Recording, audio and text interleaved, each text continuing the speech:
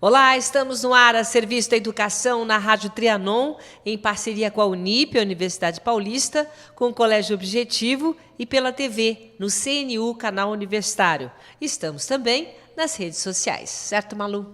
Certo, Silvia Vinhas. Nosso programa pode ser acompanhado pelos sites trianon.com.br, objetivo.br, curso-objetivo.br, no Facebook, Colégio e Curso Objetivo, e pela TV, no CNU, Canal Universitário de São Paulo, Canal 10 da Vivo e Canal 11 da NET. E o Objetivo foi eleito pela segunda vez consecutiva o melhor curso pré-vestibular, segundo pesquisa do Datafolha. Isso significa que, quando o assunto é vestibular, o Objetivo é o primeiro lugar na lembrança dos paulistanos. E não para por aí, o Colégio Objetivo Integrado conquistou o primeiro lugar no IDEB e ocupa, pelo 8º ano seguido, o primeiro lugar no ranking do Enem em todo o Brasil. E falando nisso, Silvia, a reta final de preparação para a maratona do Exame Nacional do Ensino Médio, o Enem, está chegando ao fim. No próximo domingo, dia 11 de novembro, 5.500.000 candidatos vão encarar provas que podem ser decisivas para garantir o ingresso em uma universidade pública. Só lembrando que com a nota do Enem é possível concorrer a vagas no Sistema de Seleção Unificada, o SISU, coordenado pelo Ministério da Educação, o MEC. A sugestão agora é manter o equilíbrio. No segundo e último dia, 11 de novembro, será a aplicação das provas de Ciências da Natureza e suas tecnologias, Matemática e suas tecnologias. Depois do intervalo, não perca, vamos conversar com os especialistas do segundo dia do Enem. Fique ligado, afinal, o nosso compromisso é com a educação. Até já. Objetivo, liderança absoluta. O Colégio Objetivo Integrado é recordista. Por 7 anos consecutivos em primeiro lugar no Enem, com a média geral mais alta em todo o Brasil. O Colégio Objetivo Integrado adota o sistema de ensino Objetivo.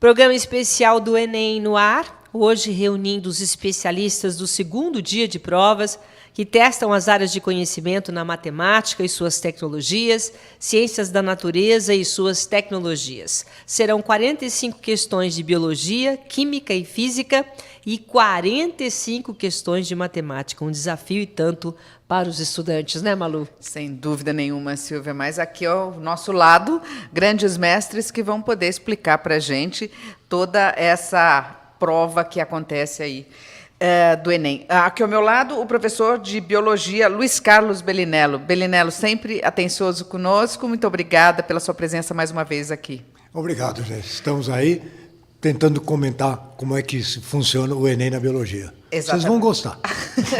Nada difícil, né, Bellinello? Não tem nada difícil. Aqui o professor de Química, Antônio Mário Salles. Salles, muito obrigada mais uma vez aqui com a gente. É um prazer estar aqui. Que bom. Professor de Matemática, Giuseppe Nobilioni. Muito obrigada pela sua presença, Nobilioni. Tudo facinho no Enem? Nem tudo. Professor de Física, Eduardo Figueiredo. Muito obrigada, professor Eduardo, mais uma vez aqui no nosso programa. Saudações a todos. A todos. O Eduardo, eu queria começar, então, por Física. O candidato do Enem não pode deixar de olhar para o quê em Física? Olha, tem alguns assuntos na física que são fundamentais para qualquer tipo de vestibular, inclusive para o Enem. A mecânica, por exemplo, é um assunto tradicional do Enem ou de qualquer vestibular de física. E dentro da mecânica tem alguns conceitos básicos, que são as aplicações das leis de Newton, a conservação da energia mecânica, a conservação da quantidade de movimento e o assunto gravitação. Agora, o que tem caído muito no Enem é o que a gente chama de frente 2 para nós, que é ondulatória. Não sei por que o Enem adora questões de ondulatória, e principalmente ligada a radiações, calcular frequência, comprimento de onda, velocidade, alguns fenômenos ondulatórios importantes, principalmente interferência, difração, tem caído bastante no Enem. Por que você acha que o Enem gosta de ondulatória? Não sei, curiosa agora. Talvez é coisa mais ligada ao cotidiano, né? Porque ok. uma das coisas básicas do Enem é toda a questão ligada ao cotidiano. Dificilmente cai uma questão que não tenha um contexto que esteja ligado ao dia a dia da pessoa. Vou dar um exemplo para vocês entenderem melhor. Vamos supor que tem um muro e do outro lado do muro tem uma pessoa falando. A gente não vê a pessoa, mas ouve a pessoa. Então, por que isso? Porque a luz não sofre difração nos bordos do muro e o som sofre difração. Em outras palavras, o som contorna o obstáculo. Isso está ligado ao comprimento de onda. O comprimento de onda do som é muitíssimo maior do que o da luz. Então, o som consegue dobrar o obstáculo, consegue contornar o obstáculo. E a gente escuta o que está sendo falado do outro lado. A luz não tem essa propriedade. Por isso, a gente não pode ver a pessoa que está do outro lado do muro. Adorei! Nossa, eu que também. aula que eu já tive. Pronto! Não vou esquecer isso Já nunca. temos um assunto para hoje. Pronto! É, muito Essa bem. é coisas ligadas ao cotidiano. Essa é uma excelente pergunta que já caiu várias vezes em vestibular. A pergunta qual é? A pergunta é essa: por que a gente pode ouvir o som e não pode ver o que está acontecendo do outro lado se existe um muro entre nós? Ai, Então, o som maravilhoso, contorna que o legal. muro, porque o comprimento de onda é elevado, chama-se difração do som, e a luz não tem esse problema, porque o comprimento de onda da luz é muito pequena, e a difração é completamente desprezível. Ela não consegue contornar o obstáculo.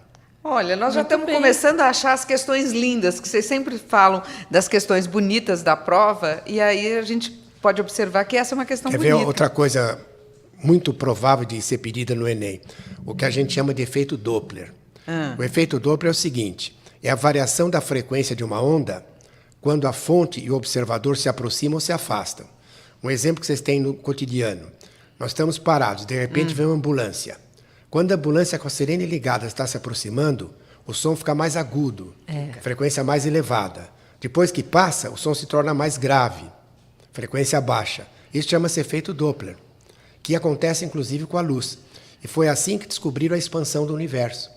A expansão do universo foi descoberta por um astrônomo que provou exatamente que as estrelas estavam se afastando da Terra. Em qualquer direção que ele olhasse, todas as estrelas se afastavam da Terra. Então ele concluiu que o universo estava em expansão. E como é que ele fez isso?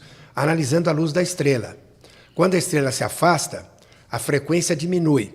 Então se desloca para o lado da cor de menor frequência, que é o vermelho. Em inglês chama-se redshift, deslocamento para o vermelho. Então, olhando o espectro de qualquer estrela, havia um deslocamento para o lado do vermelho, que era de frequência menor, significando que a estrela se afastava da Terra. Então, todo o universo está em expansão, todas as estrelas se afastando da Terra. Quer dizer, são temas que fazem parte, não estou dizendo que faz parte do cotidiano, mas que dá para realmente a pessoa entender, né? Ter um Fazer um contexto, paralelo, né? um contexto. Tem um contexto. Ô, Giuseppe, estou vendo você olhar para as questões do Eduardo e gostando aí da... Não, na verdade, só uma parte. As pessoas que estão em casa, além disso, estão vendo uma pilha de bolacha do lado do Giuseppe. Aguardem. Olha explicações. Quem só. viver verá. Aguardem, porque olha só, ele trouxe uma pilha de bolacha aí para mostrar. bolacha, muito Mas bem. Não é? eu devia saber física, porque eu sou tão engenheiro quanto ele. Mas como há muito tempo eu não trabalho com física, trabalho com matemática, não lembrava dessas coisas. Mas gostei da explicação Quer dele. dizer, tem mais, daqui a pouco tem mais, a gente vai fazer uma Três rodada. coisas novas hoje, já aprendi. Eu adorei. Ô, Giuseppe, quer dizer que o professor continua aprendendo a vida inteira. Sim, com certeza. Ô, Giuseppe, eu queria que você falasse um pouco de matemática, o que o aluno, o candidato da prova do Enem tem que olhar para a matemática. Agora, assim, nós estamos aqui, né? Na reta final. Na reta Sim, final. na reta final, os alunos, eu penso nos nossos alunos que batalharam o ano todo, eles estão aí já na boca do túnel para entrar em campo, eles estão preparados. O que a gente pode orientá-los é repetir o que a gente fala em sala, né? Que as coisas que mais aparecem no vestibular. A prova de matemática tem sido realmente muito cansativa para os alunos, porque são 45 questões. No começo, tínhamos algumas questões fáceis, algumas, umas 7, 8, 9, 10, as primeiras eram bem fáceis. Na área de humanidades, a Vera explicou isso, de que teriam questões fáceis. De matemática não tem isso, não? Nos últimos 2 exames não teve, infelizmente. Sabe por quê? Porque antigamente eles usavam o Enem para a pessoa ser aprovada sem completar o ensino médio. Uhum. Então, tinha algumas questões que eram reservadas para esse pessoal. Mas eram só pra fáceis completar. demais. Fáceis demais, questões simplesmente ridículas. Que a pessoa olhar e falar, não é possível que você esteja Tipo perguntando assim, uma isso. tirinha dividida em 5 pedaços, tinha 2 pintados. Que fração representava a parte pintada? 2/5. Tinha uma figura que era um Nossa, guarda-chuva. fácil. Um guarda-chuva aberto, né? Uma sombrinha aberta. Que figura geométrica que era? Era um cone. Questões bem simples, né? Hoje tinha 5 pneus para serem escolhidos. Estava o tamanho da roda. Tinha que achar aquele que estava mais próximo do tamanho da roda. Aquele que dava menos erro em relação ao tamanho da roda. Era a pessoa ler e ver qual era o número que estava mais próximo. Então, tinha algumas questões que realmente eram muito fáceis. Inclusive, não tinha textos longos. E isso animava um pouco o aluno, né? Ele faria em 20 segundos. Né? Sim. Mas Atualmente hoje já não tem não é mais. assim. Hoje, a primeira questão da prova de matemática do ano passado foi muito difícil. Quer dizer, já desanima o aluno, Desanima né? muito. Eu espero que esse ano não aconteça. A gente até criticou muito essa questão. Era uma questão boa, mas era para ser uma das últimas, não para ser a primeira. Porque o aluno empaca naquela questão, fica 15 minutos, Pronto. já dançou. E são 45 E ainda questões. vai errar, né? Certo? Porque eu vou fazer, e não faz. E questões com muito cálculo tem caído em matemática. Isso é Fora complicado. as contas. A gente só tem que insistir uma coisa. Também não podemos criar um terror para os alunos. Né? E ainda mais agora, né? Na reta final, né? A verdade é que o que é difícil para um, o que é trabalhoso para um, é para todos. Quem faz a prova do Enem, principalmente da área de exata, em especial de matemática, tem que ir com uma dose de boa vontade e de garra incalculável, sem se irritar, sem se encher, sem xingar o examinador ou ter vontade de xingar o examinador, porque a prova é aquela e vai ser a mesma para todos. Se é difícil para ele, também será difícil para os outros. Mas é bom, então, nessa prova, já começar por matemática? Tipo, para ficar livre? Aí é o seguinte, cada aluno tem seu plano de ataque, né? Uhum. E, às vezes, a gente passa, quando nós fazemos os simulados, muitas vezes eu passo pelas salas, né, e eu vejo, alguns começam por matemática, outros não. Tem de tudo. Depende do aluno, Depende né? do aluno. Por exemplo, no caso da redação, é muito típico. Tem alguns que querem se ver rápido, livre da redação, já faz de cara. Outros deixam para o final, porque sabem que a redação não é tão indispensável para outros tipos de classificações. Né? Aí depende de cada aluno. É torcer para que realmente o começo da prova não seja muito difícil para o aluno. E se por acaso for que o aluno vá preparado para isso, pule essa questão. Eu acho que a gente não tem que ter... quando vai resolver uma questão, lê a questão e não enxerguei nada, pula. Já pula, Passa deixa para depois. Não sabe a segunda? Pula para a terceira. E vai indo, não pode ficar parado. Não pode ficar parado. E é claro que a prova vai ter muitas questões fáceis também, certo? A gente não pode empacar no começo e deixar, às vezes, as últimas, que eventualmente podem ser questões fáceis, sem sequer ter a chance de resolver. Não é? Tem tempo de ler, às vezes, né? Pelo menos ler. Lê. É difícil, é assim também, o professor Berinello?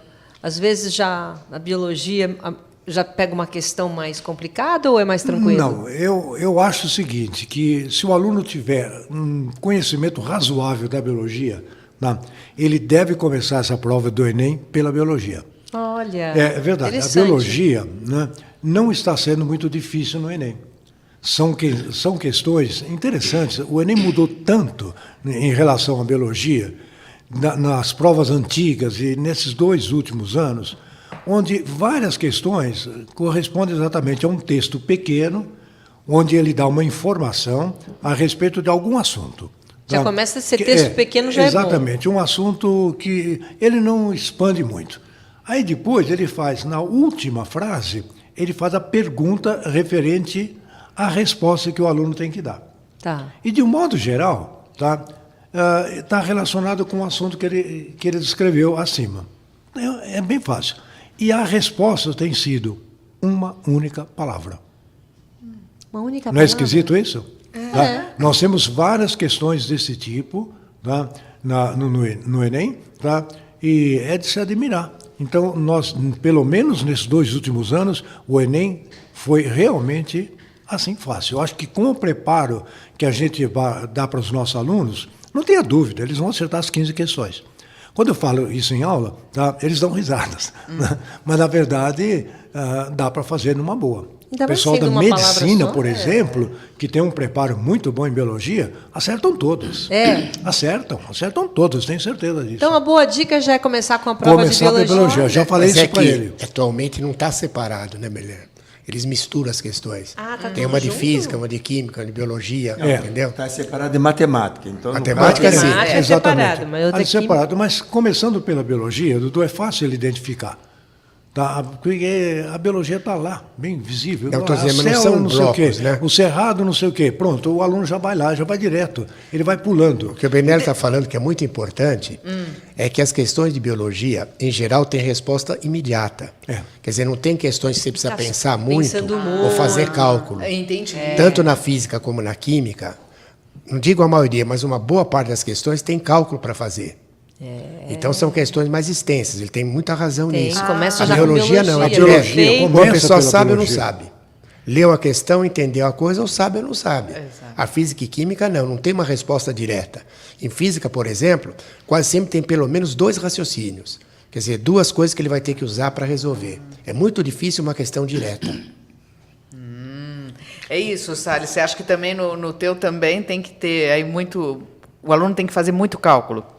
Não há dúvida nenhuma, Eduardo falou a verdade. Física e química tem probleminha. Agora não vou falar em matemática, na matemática não tem probleminha, né, José? Não, né? Não, né?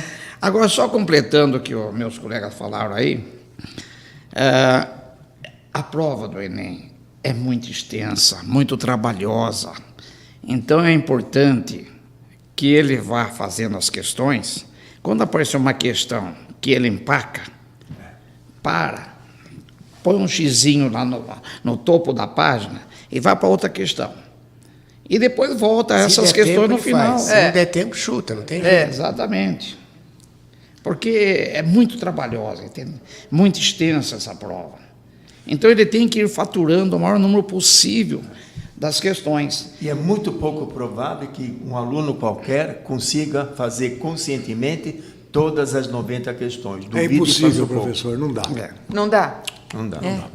Porque sempre vem aqueles alunos falam assim, ai, o que eu mais sabia era física, eu deixei para o final, não é, Eduardo? E depois chegou lá, não deu tempo para fazer física. Então tem que saber, tem que fazer logo o que sabe mais. Não, mas isso? que tá. Isso é um pouco complicado, que eu falei para o Belinello, que antigamente aparecia um bloco de física, um bloco de química, um bloco de biologia. Sim. Então ele podia escolher qual bloco ele ia começar. Agora é misturado. A primeira de química, a segunda de biologia, a terceira de física. Fica muito difícil ele tentar localizar as questões. Se pra tentar resolver. localizar, já vai perder tempo. Vai perder tempo. Aí não compensa, eu acho. Não perder tempo. Mas Que não se pode ele empacar na questão. encontrar exatamente as questões de biologia, eu acho que ele deverá começar pela biologia. Sabe o que acontece? A pessoa entra muito estressada. Vai ser animada. Tá. Então, atenção, de repente ele encontra uma questão fácil de biologia que ele responde ali tranquilo. Daí ele dá uma puladinha, tá? 2 ou 3 questões vêm, geralmente 2 ou 3 vêm de biologia juntas. É interessante isso. Não é uma só. São 2 ou 3 questões juntas. Aí dá um ânimo, né? Então Sim. ele acalma. Só tem um porém. Aí vai para Benelli. biologia para física e barbaridade. Só tem um porém. Que se for um candidato de exatas, muitas vezes estão mal preparados em biologia. Que ele está falando mais para o pessoal da medicina. O pessoal da medicina tem Isso toda também. razão. Depende do Adora que vai biologia e faz com a maior tranquilidade. Dudu, mas não é assim. Você sabe que a área de exatas hoje, nós temos excelentes alunos de biologia. Aqui, As né? melhores perguntas que eu tenho em aula é do pessoal de exatas. Mas aqui. Hã? Aqui no Objetivo. Bom, Na maioria É das disso que eu escolas, sei falar, né? a gente tá O Belinello. falando é disso na que eu sei maioria falar. das escolas a coisa é diferente, né? Quer dizer, no meu tempo de aluno, o aluno de exatas odiava a biologia. E sabia muito pouco de biologia. Se Sabia focava física e mais, matemática. O Nem pessoal, se pedia no o pessoal de vestibular. humanas, por exemplo, tinha horror de física. Então, mesmo que a física esteja fácil, para o pessoal de humanas vai ser difícil. Mas o que deu para perceber no Enem é assim que é uma uma complexidade, né? Parece que é uma junção de todas as matérias, praticamente. No caso, tem essa divisão. A gente fez o programa passado com a linguagem, com a história. É tudo meio junto, né? Isso... Não, aqui está bem separado. É separado, bem né? Separado. Dificilmente tem uma questão que tem uma ligação entre física e química. Mas às vezes vocês, a gente já fez programa, vocês falam, essa aqui era de química, sim, essa é de mas física. acontece que tem assuntos que são abordados nas duas matérias. Por exemplo, gases, a gente ensina na química e ensina na física. Radioatividade, certamente vai cair uma questão, com toda certeza, porque todo ano cai. E todo ano a gente tem que contar quantas tem de física, quantas tem de química, para saber se entrou na física ou na química. São 15 de cada matéria. Tem que fazer a conta. Não, você está com 16, eu estou com 14, então essa é minha. O Salles está rindo por quê, Salles? Todo ano tem essa discussão. Todo ano você ganha? Ele geralmente rouba questões. Não, isso. Roubo até chegar nas 15. E Chegou o nas Salles 15, tá bom. tira as questões de biologia também. Salles! Ô, Giuseppe. Porque tem realmente Realmente, uma eu não sei, ligação. parece que tem caído mais química do que física e biologia. Ô, Giuseppe, só você que não pega a questão de ninguém, só você. Ele tem uma Não, ele é sozinho. Também ele já tem 45, 45 né? questões só dele. Ele quer distribuir as questões. Quer né? distribuir. Agora, posso só falar? Mas um detalhezinho só, sabe? Tem muita questão de química, de matemática, que é de física. E A às questão vezes é de de química física. também. É Como física problema mesmo. de pH é uma questão de química, a gente dá quando ensina logaritmos, e ele dá quando dá pH. Caiu uma vez uma questão de matemática, que era um cilindro, uma tábua apoiada em cima, e o cilindro girava e a tábua ia junto. E perguntava, para uma volta do cilindro, quanto se deslocava a tábua. Isso é uma coisa que não é matemática, é física. Tanto que eu coloquei a questão na parte de física. Para nós isso era facílimo, para matemática era um pouquinho complicado. Tanto é verdade que os outros cursinhos, quando deram a resposta errada. Porque provavelmente só tinha professor de matemática lá e não percebeu que era uma questão de física. Os outros cursinhos, não nós. Faltava um Giuseppe lá.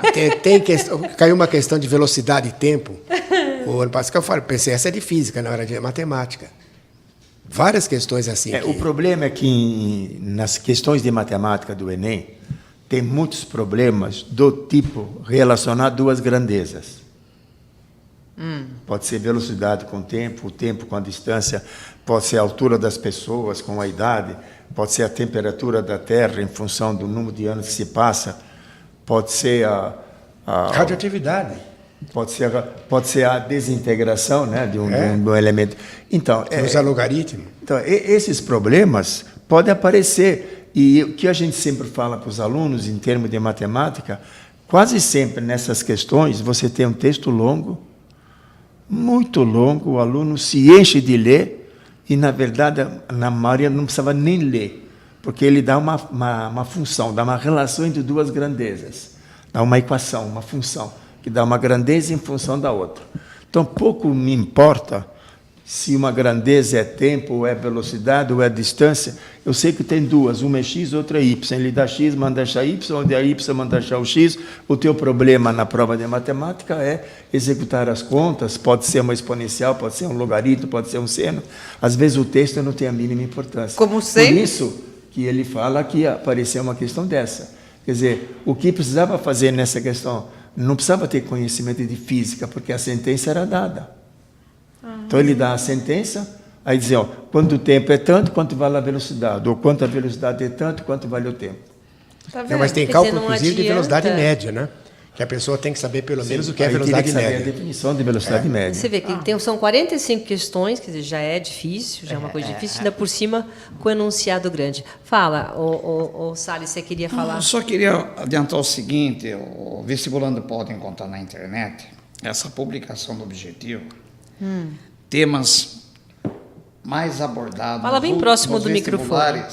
nos vestibulares dos últimos anos. Tá. E aqui ele pode ter Nos últimos 4 anos, né? 5. 5 anos. Aí ele pode ter uma ideia muito boa dos assuntos mais abordados em todos os vestibulares. Tá? Agora, com relação à química, por exemplo, em química geral, um assunto que cai do primeiro capítulo que é dado na química. substância e mistura? É separação dos componentes de uma mistura. É um assunto muito da prática. Né? Por exemplo, destilação, filtração, vai fazer um cafezinho, usa o coador, está fazendo uma filtração. Agora, conforme o Eduardo disse, isso aí sempre contextualizado. Por exemplo, onde vai cair processos de separação? Na purificação da água. O que acontece, por exemplo, numa ETA. ETA é a Estação de Tratamento da Água. Tá? Como é que se purifica? Usando esses processos. Agora, em química geral, tem um assunto que cai todo ano, que é ligações químicas, polaridade de molécula, forças intermoleculares, com ênfase na famosa ponte de hidrogênio ou ligação de hidrogênio, e a sua consequência nas propriedades físicas das substâncias. Por exemplo, ponto de ebulição. Quando a força intermolecular tem grande intensidade, a substância ferve numa temperatura elevada. Aí tem o princípio de solubilidade, o semelhante dissolve o semelhante. Substância polar dissolve substância polar. Substância apolar dissolve substância apolar. Agora, sempre no Enem, eles usam o português. Tem que tomar muito cuidado com isso. Por exemplo, vamos supor uma substância que se dissolve na água. O álcool, por exemplo, se dissolve na água. O açúcar se dissolve na água. Então, essa substância é chamada de hidrófila, amiga da água. Agora, uma substância que não se dissolve na água, por exemplo, óleo e água. Então, é uma substância hidrófoba. Então, cai esses termos. Guardou assim. esse nome? Sim, ele olha para nós. Entendeu? Ainda bem que a câmera não corta E não para para cá. aí. Depois vem aquela substância que se dissolve, por exemplo, em óleo, gordura, que são lipídios.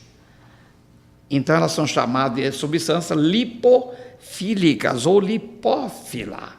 A propriedade de lipofilia. Então, esses termos caem, muitas vezes o aluno perde a questão. Mas isso, eles guardam com tranquilidade? Quer dizer, durante o Guardam, ano? Porque a são gente bate prefixos, né? muito, porque Prefixos a gente conhecidos. sabe que cai mesmo, então a gente bate Já muito. estudam Entendeu? bastante. Agora, não preciso dizer, por exemplo, que tem assunto de química geral que cai todo ano, que é o famoso cálculo estequiométrico, né? Que é uma regrinha de 3. É regra de 3. Simples e Eu direta. falo para Ué, os alunos... regra de 3 na matemática? O que existe de mais importante na matemática é regra de 3. Eu falo para, por favor, estudem proporção na matemática, que toda química é proporção. Tem até uma lei. Uma lei. É a lei das proporções constantes do Proust. Isso mesmo. É por isso que química é regra de 3. Tem até lei. A regra de 3 aparece em todas as partes. Faz parte da física, parte da matemática, biologia usa. Né? Então é um negócio que serve para todo mundo. Por isso que matemática é a rainha das ciências. Regra de 3. Não, tem um livro que fala que matemática é a rainha da ciência. Muito bom livro. Podem ler, que é muito legal. E será que eles vão deixar falar isso tudo aqui, que matemática? É a rainha da ciência, mas é mesmo. Aonde que não tem matemática? Não existe lugar que não tenha matemática. O que física evoluiu muito mais que química, por exemplo, porque a física sempre se preocupou em usar muito a matemática. A matemática sempre ajudou. E quando os físicos e os químicos tinham um problema em enfrentar em interpretar um certo fenômeno, alguma coisa, ou o próprio físico, ou eles pediam para um amigo para estudar alguma teoria matemática que os ajudasse a resolver o problema que estava sendo proposto. Os grandes físicos da história foram grandes matemáticos.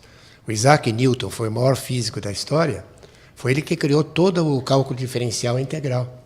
E o Newton foi alquimista. Olha só. Ô, Belinello, eu tô achando que a saída é a biologia apelar para a matemática. Mas não tem Realmente, mágica? eu acho que a matemática ela influencia também na biologia. Sim. Porque quando a gente começa a fazer cálculos sobre populações, na parte de ecologia, tá? Não tenha dúvida, lá vai a matemática. Hein? Não é? E a Com genética, explicação. a probabilidade. Toda genética. A genética mendeliana, não é verdade?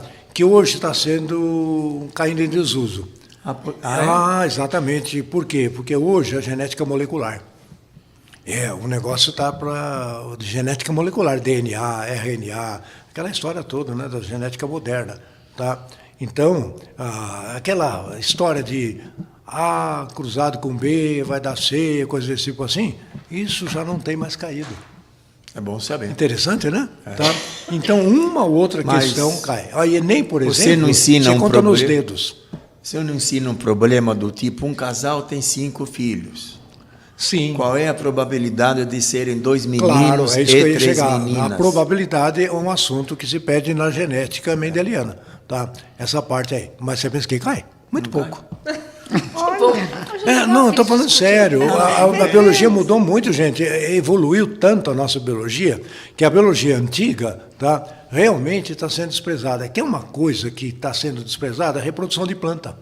Produção de planta? De planta. Antigamente a gente dava reprodução. Tá? Reprodução de alga, reprodução de fungo, reprodução disso, aquilo. Não tem mais caído. Tem caído reprodução de angiosperma, que é o grupo de plantas que nós temos aqui em contato, né? Feijão, soja, ervilha, babá. As angiospermas que dão frutos, que dão flores e tudo mais. Essa parte sim, essa parte é atacada para valer. O resto... E a parte de decoreba também reduziram muito, né, Belino? Do que, doutor? A parte de decoreba. Não, o decoreba caiu demais. Mas tem muitos nomes, né, mas Belino? não Tem tem muitos tanto, não. nomes. Mas, José, você não acredita. Eu peguei toda a evolução da biologia, tá? O que a Desde gente a época tinha... da história natural. Isso, desde a época da história natural. Desde a história Aliás, eu vou te natural. contar uma coisa. Eu entrei como história natural na USP. Peguei, né, as tarefas todas de geologia, petrologia, mineralogia, estudei tudo isso aí. Tá? Quando a gente estava todo enganchado, foi criado o curso de geologia na USP. Então, essas matérias deixaram de ser usadas na história natural.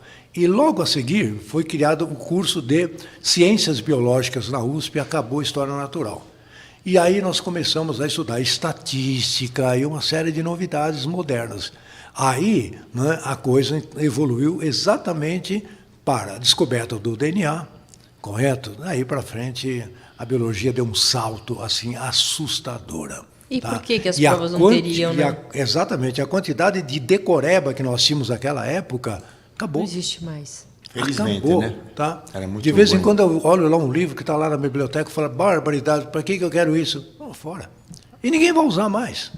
Ninguém. É As lixo. informações as tem todas na enciclopédias, internet, né? né? Exatamente. Outro dia eu achei enciclopédia Barça. Eu tenho. Tem, eu achei. Eu tenho enciclopédia Barça e tem uma bíblia que veio junto com a enciclopédia Barça.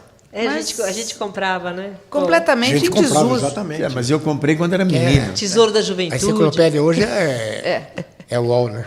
Exatamente. o Google. Exatamente. Você está trabalhando com um certo assunto em biologia. Você pega um nome lá que você...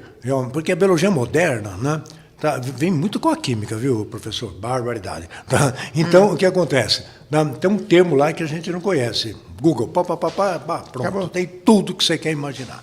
Tá certo? Mas Então, antigamente tinha que abrir, exatamente. olhar, E a era gente diferente. aprende e E tal. se você e tudo pegar mais. uma informação falsa? Não, mas Boa.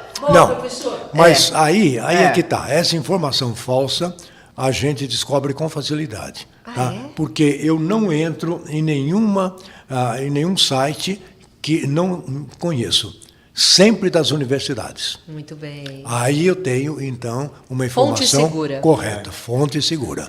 Tá? Você não vai na Wikipédia, por Wikipedia, exemplo, a gente praticamente não usa.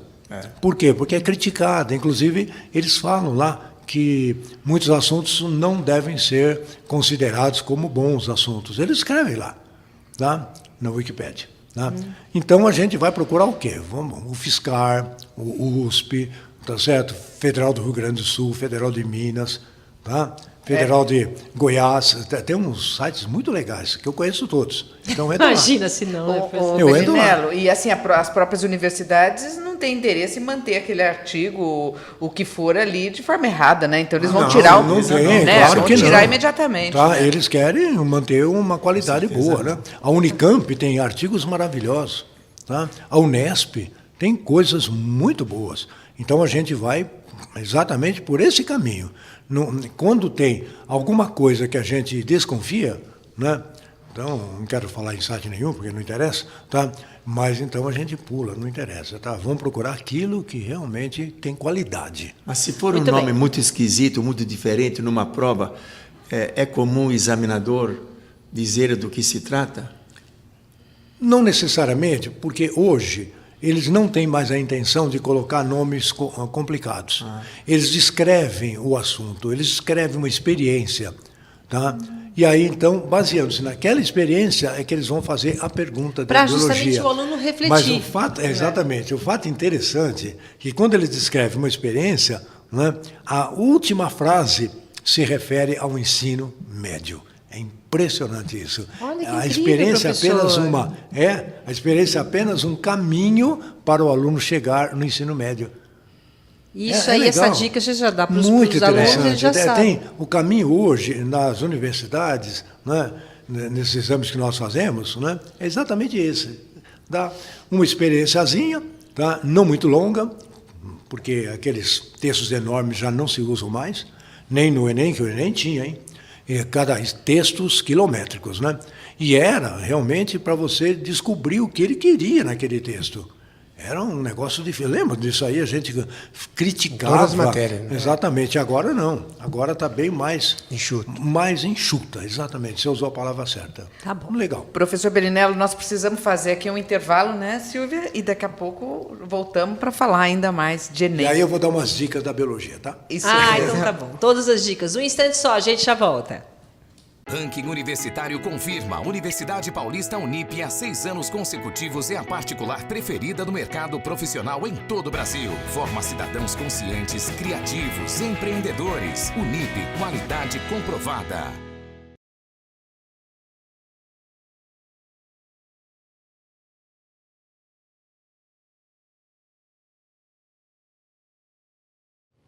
Estamos de volta hoje falando do segundo dia de provas do Enem, as provas que testam as áreas de conhecimento na matemática e suas tecnologias, ciências da natureza e suas tecnologias. Prova difícil? Não, antes de começar, tá me dando uma certa agonia. Eu quero saber o que são aquelas bolachas. Já comi uma bolacha no intervalo, né? Eu também já comi Já uma. comeu? Professor, qual que é a explicação que o senhor trouxe aí para ilustrar essas bolachas? Para a gente comer depois. Uma das coisas que a gente chama a atenção dos alunos em termos de Enem, aliás, em qualquer vestibular, sempre tem boas questões de geometria, várias questões de geometria. Podem ser de geometria plana e pode ser de geometria no espaço, achar áreas e volume dos sólidos mais importantes. No caso da geometria plana, as coisas importantes para um vestibulando ter sempre em mente, estar muito seguro em geometria plana, o teorema de Pitágoras e as relações equivalentes ao teorema de Pitágoras, semelhança de triângulos e áreas, né? São coisas que geralmente o aluno conhece bem. Acha a área de um polígono, acha a área de um círculo, né? Acha a área de uma figura plana. E quando se trata de um problema, de achar, tem vários, acha esse, acha aquele, bom, duas coisas você vai sempre procurar. Procure se tiver triângulo retângulo, porque no triângulo retângulo vale o Pitágoras, que é uma relação boa para relacionar as medidas, e procure saber se tem triângulos semelhantes, triângulos com a mesma forma de tamanhos diferentes. Okay. Se tiver triângulos semelhantes, ele faz a razão entre os elementos correspondentes e consegue achar aquilo que se pede. Isso é o que se imagina de geometria plana. Quando se fala no espaço, o que costuma se perguntar bastante é o volume dos sólidos geométricos importantes. Quais são os sólidos geométricos importantes? Isso daqui, que é um prisma. É um É um prisma. prisma. O O formato. Isso aqui é um prisma, é um sólido, não precisava ser prisma, podia ser também um cilindro. São sólidos de secção constante. Pode-se ver que é a secção constante, porque se eu pegar uma bolacha, a seção é sempre uma bolacha. Se eu pegar a primeira, a segunda ou a última, é um sólido de secção constante. Se eu pegar essas bolachas aqui, também todas teriam a mesma área, a mesma secção. Pois bem, estes sólidos, isso é o prisma. Esse é de base quadrada, podia ser de base pentagonal, hexagonal, triangular. Esse é um prisma e esse é um cilindro. O que se pede? Se mandar calcular áreas, as áreas são figuras planas. Se for calcular a lateral, é um retângulo, outro retângulo, outro retângulo, outro retângulo. Se for a área da base, é um quadrado, né? Agora, se o examinador mandar calcular o O que é o volume desse prisma? Uma maneira boa do aluno lembrar é que a quantidade de bolacha que tem aqui é uma bolacha vezes o número de bolachas. Imagina uma bolacha bem fininha, é como se fosse a área da bolacha. Então, o volume desse negócio aqui é a área da bolacha vezes o número de bolachas. Ou seja, a área da base vezes a altura. Se for um cilindro, é a mesma coisa. Só que a área da base vai ser a área de um círculo, não de um quadrado. Então, todo sólido de secção constante podia ser um sólido todo torto. Imagine, por exemplo, esses blocos que tem em escritório de papel, tipo um quadradinho, não tem gente que faz assim e vira? Sim. Sim, não é? Sim. Por mais que você vire e fique todo torto, qualquer seção que você fizer é sempre o tamanho do papel, né? Sim ou não? Então é um sólido de secção constante. Qual é o volume? É o valor de um papelzinho, vezes o número de papeizinhos que tem. Então, quando o sólido tem secção constante, o volume é sempre a área da base vezes a altura. É o caso do cilindro e do prisma, correto? Correto. Se o sólido tem ponta, quais são os sólidos que têm ponta? O chapéu chinês, o cone, ou a pirâmide? Uma pirâmide ou um cone. São sólidos com ponta, não tem secção constante. Quanto é que vale o volume desse sólido? É a mesma coisa isso aqui dividido por 3. É a terça parte da área da base vezes a altura. Se um aluno quiser fazer a experiência, ele pode pegar em casa um cilindro e um cone com a mesma base e a mesma altura e verificar que para encher o cilindro precisa de 3 cones. O Eduardo me deu a dica que eu posso pegar um cone de papel, encho de arroz e jogo dentro do cilindro. Preciso de 3 cones para encher um cilindro. Se o aluno fizer isso de brincadeira, só para verificar, nunca mais esquece, então, que o volume do cone é a terça parte da área da base vezes a altura. São coisas importantes, que essa aula prática é importante para o aluno guardar, né, então, Giuseppe? São coisas que caem muito e não saem muito disso, né? Ou era da base vezes a altura, ou é a terça parte disso, né? Isso pode aparecer nas mais diversas formas, mas sempre tem que achar a área da base vezes a altura. Essa é a parte de geometria, que é uma parte que sempre cai, e as coisas importantes são as que eu abordei. E dentro dessas 45 questões, quer dizer, a abrangência é enorme, né, Giuseppe? Deve ter sempre umas 8. Só não esquece de falar perto do microfone. Sim, desculpa. Eu vou amarrar o microfone aqui. Leva junto quando você for lá para trás. Então, dessas 45, no mínimo umas 7, 8 são de geometria. Geometria. São. Então é a matéria que mais se bate. É uma matéria que cai bastante. E o resto é álgebra e problemas gerais, né? Probabilidade, juros. Sim, então dentro da álgebra, vários assuntos são importantes. Vamos começar com razões e proporções, regra de 3, juros, porcentagem. Tudo isso cai muito nas mais diversas formas. E uma das coisas que a gente sempre ensina para o aluno, que vale para todo mundo e vale para todos nós na vida prática. Qualquer tipo de aumento, qualquer tipo de desconto, se calcula sempre do mesmo modo.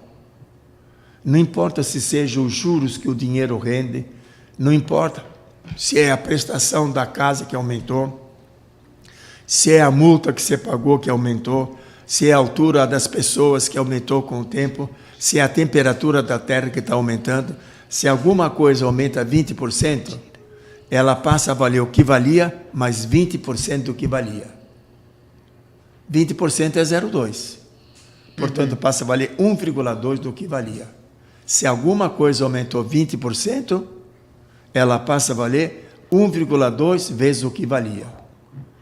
Se teve um desconto de 20%, ela passa a valer o que valia menos 20%. Passa a valer o que valia menos 0,2, dá 0,8. Então, aumentou 20%, multiplica por 1,2.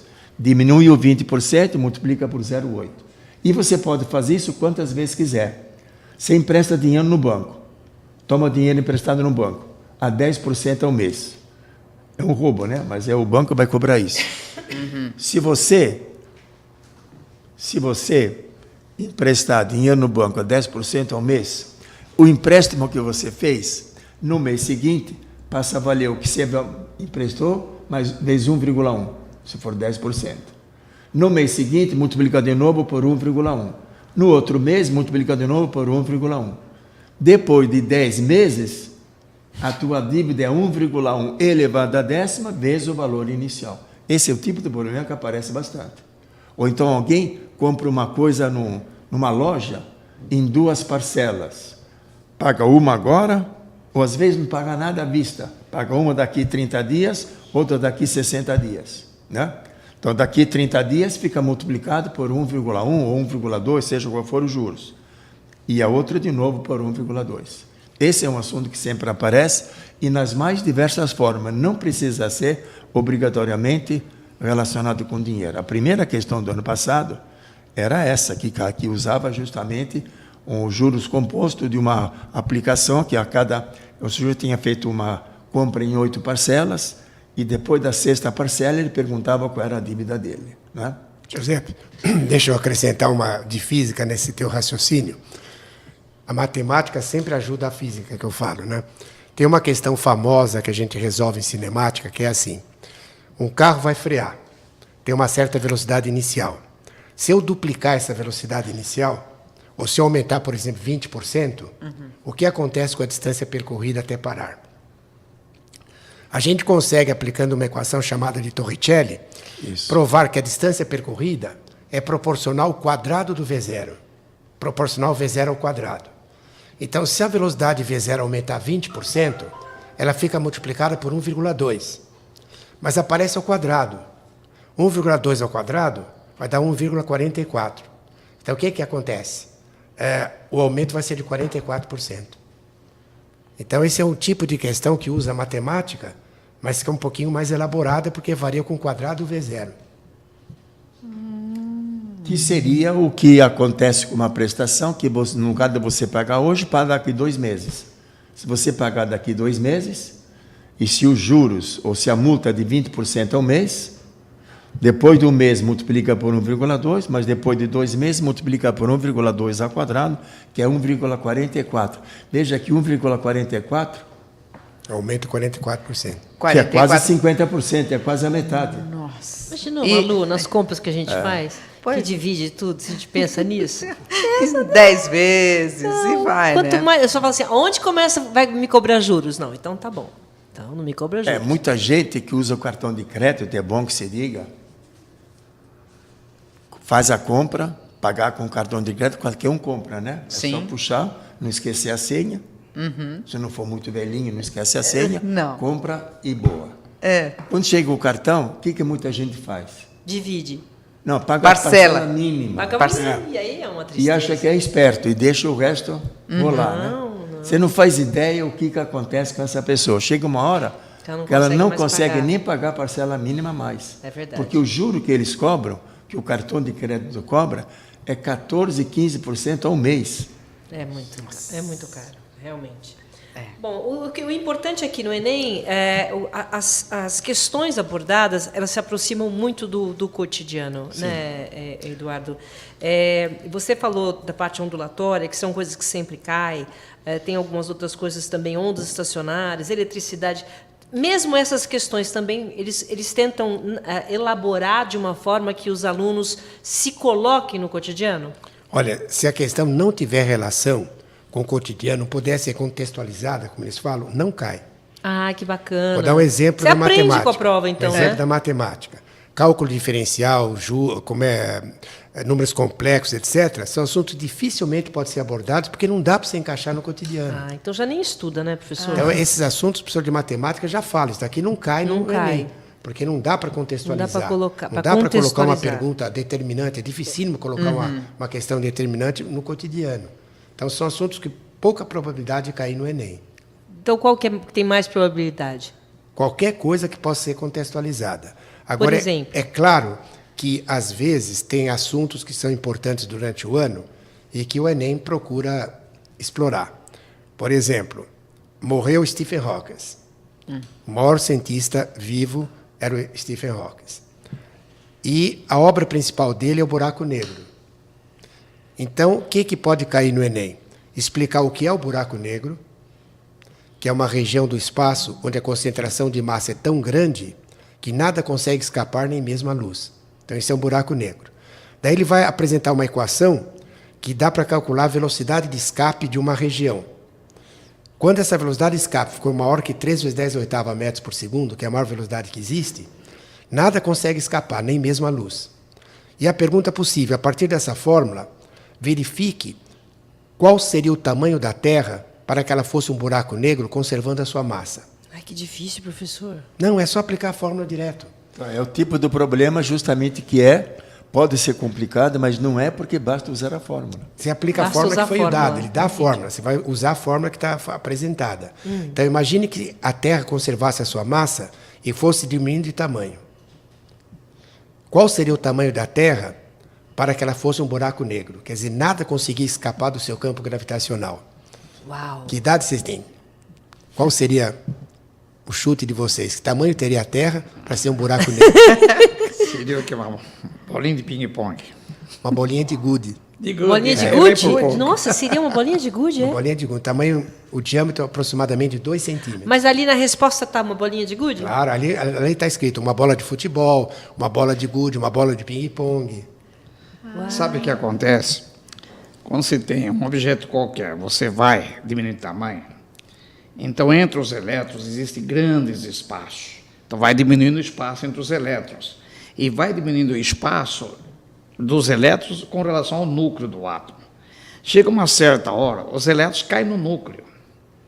Cai no núcleo, o elétron se funde com o próton e dá nêutron. Aí você tem um objeto formado só de nêutrons. É estrela de sem nêutrons. buraco, não tem buraco nenhum, tudo empacotado. É o que chama estrela de nêutrons. Estrela de nêutron. Entendeu? Isso dá uma atração densidade gravitacional fantástica. violenta, não tem buraco nenhum, só massa.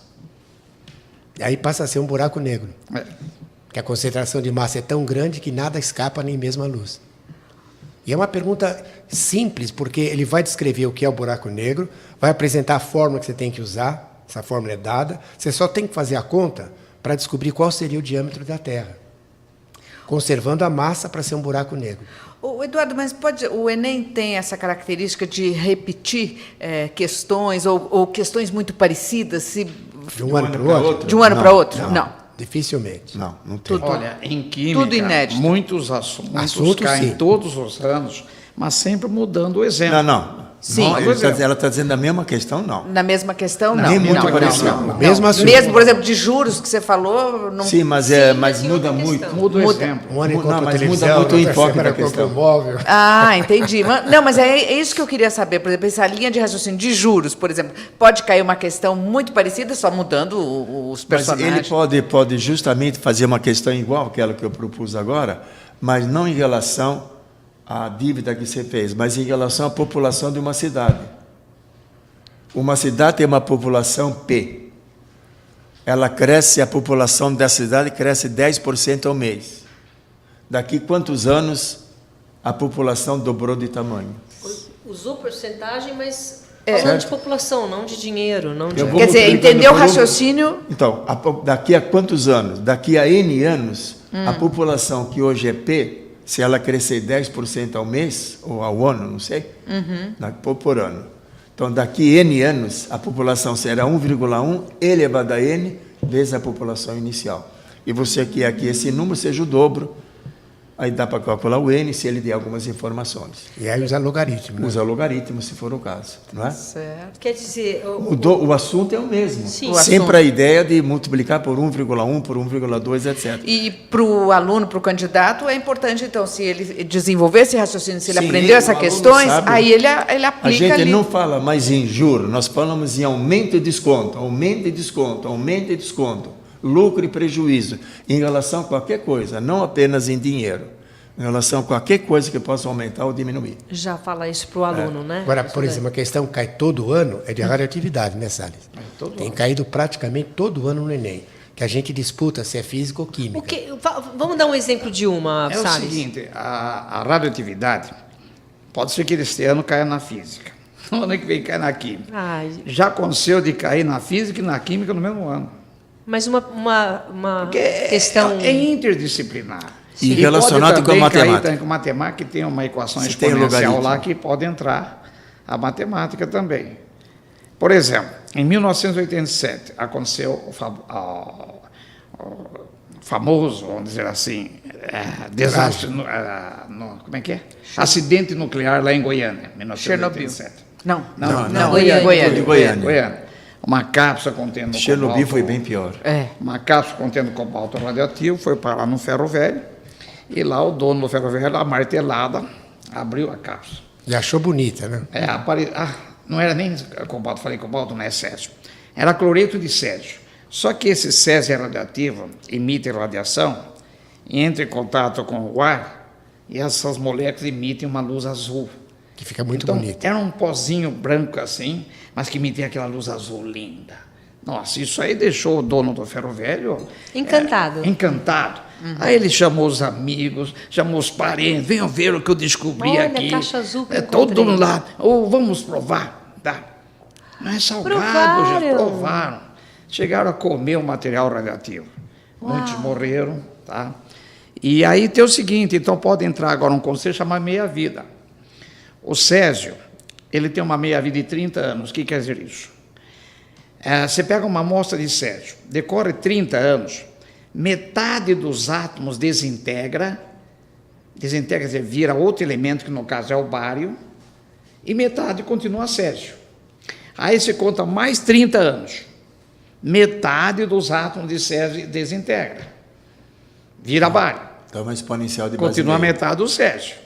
E assim vai, a cada 30 anos vai desintegrando a metade. Então aí pode entrar a física, pode entrar a matemática, pode entrar a química. E tem uma formulazinha que a gente Tem escreve, fórmula.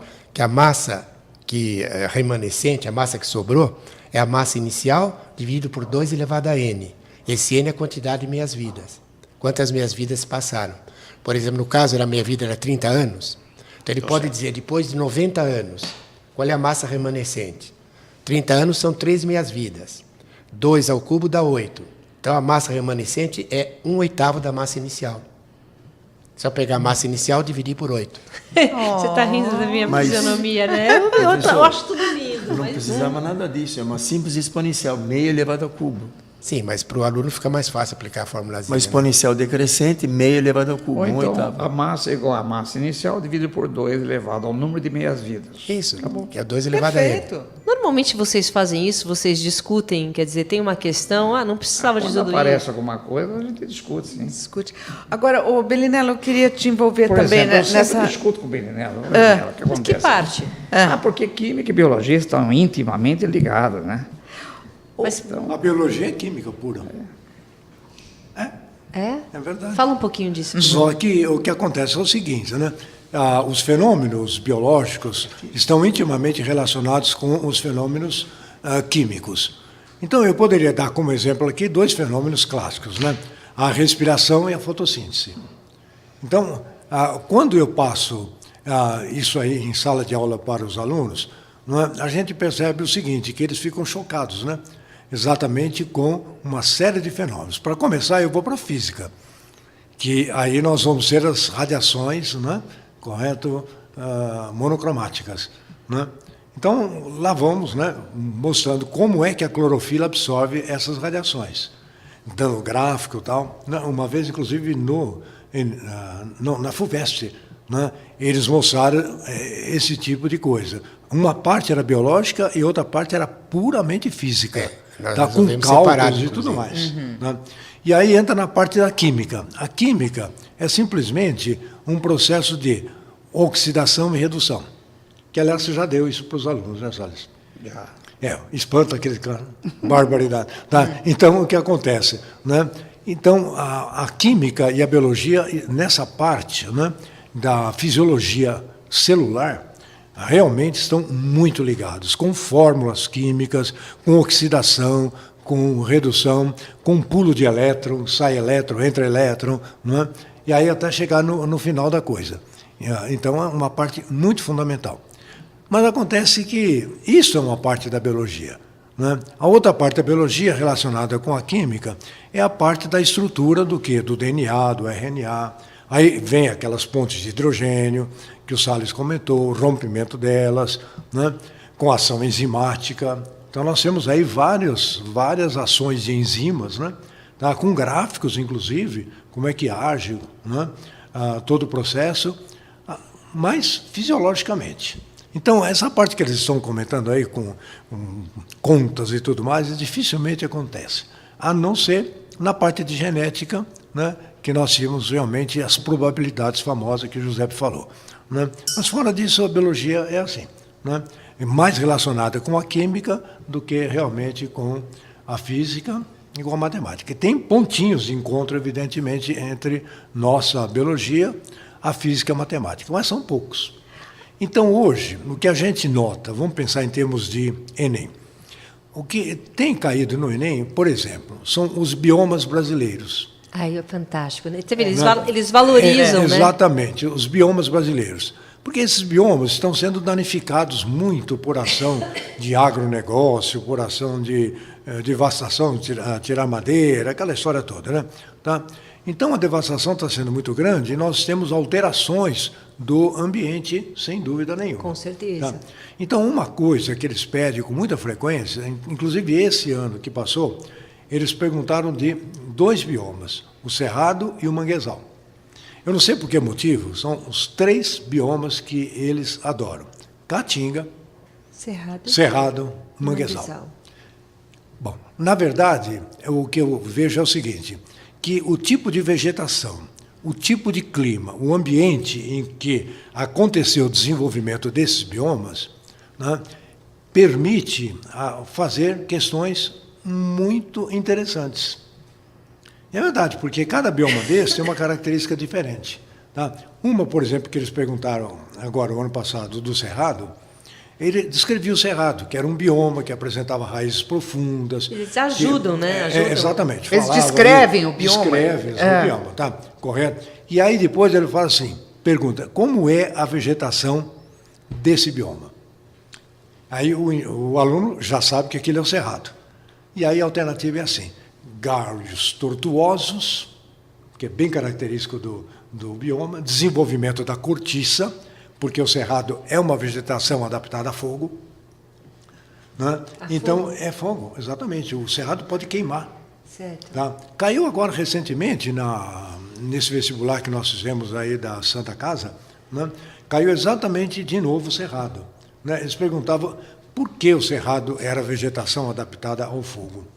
O Cerrado caracteriza para a fuga ao meio subterrâneo. Cresce muito mais debaixo da terra do que aqui em cima. Ah, que interessante. Acredite se quiser. Tá? As raízes são tão profundas que chegam a 20, 25 metros de profundidade, alcançando os lençóis freáticos de água. Essa é a característica do Cerrado? Do Cerrado. E em cima não tem praticamente nada. Exatamente. Então, o cajueiro... Se pegar fogo, não acontece nada. O cajueiro do Cerrado. Quem conhece o cajueiro? Tá? O cajueiro é uma planta alta, dá aquele caju grandão e tal. Cajueiro do Cerrado dá uns galinhos desse tamanho assim. Pequenininho. E o cajuzinho desse tamanho assim. E até meio que docinho, sabe? Eu experimentei muito isso já, quando a gente morava por lá. Tá? Então, o resultado da coisa. Você vai descobrir, mas por que ele não cresce? Porque ele não cresceu para cima, ele cresceu para baixo. Debaixo daquele solo, onde o cajueiro nasce com alguns raminhos, com um cajuzinho ali, né? Tem uma estrutura volumosa, dura, resistente, é mistura de caule e de raiz, que armazena água, muito cheio de lenhoso, sabe? É o chamado xilopódio. Xilo, madeira, pó do pé. Pé de madeira. Então, ele cresceu para baixo. Então, na época favorável, que agora começa a primavera, a chuva, então ele dá aqueles galinhos. Aí ele reproduz e dá um frutinho com semente. Aí ele espalha por lá.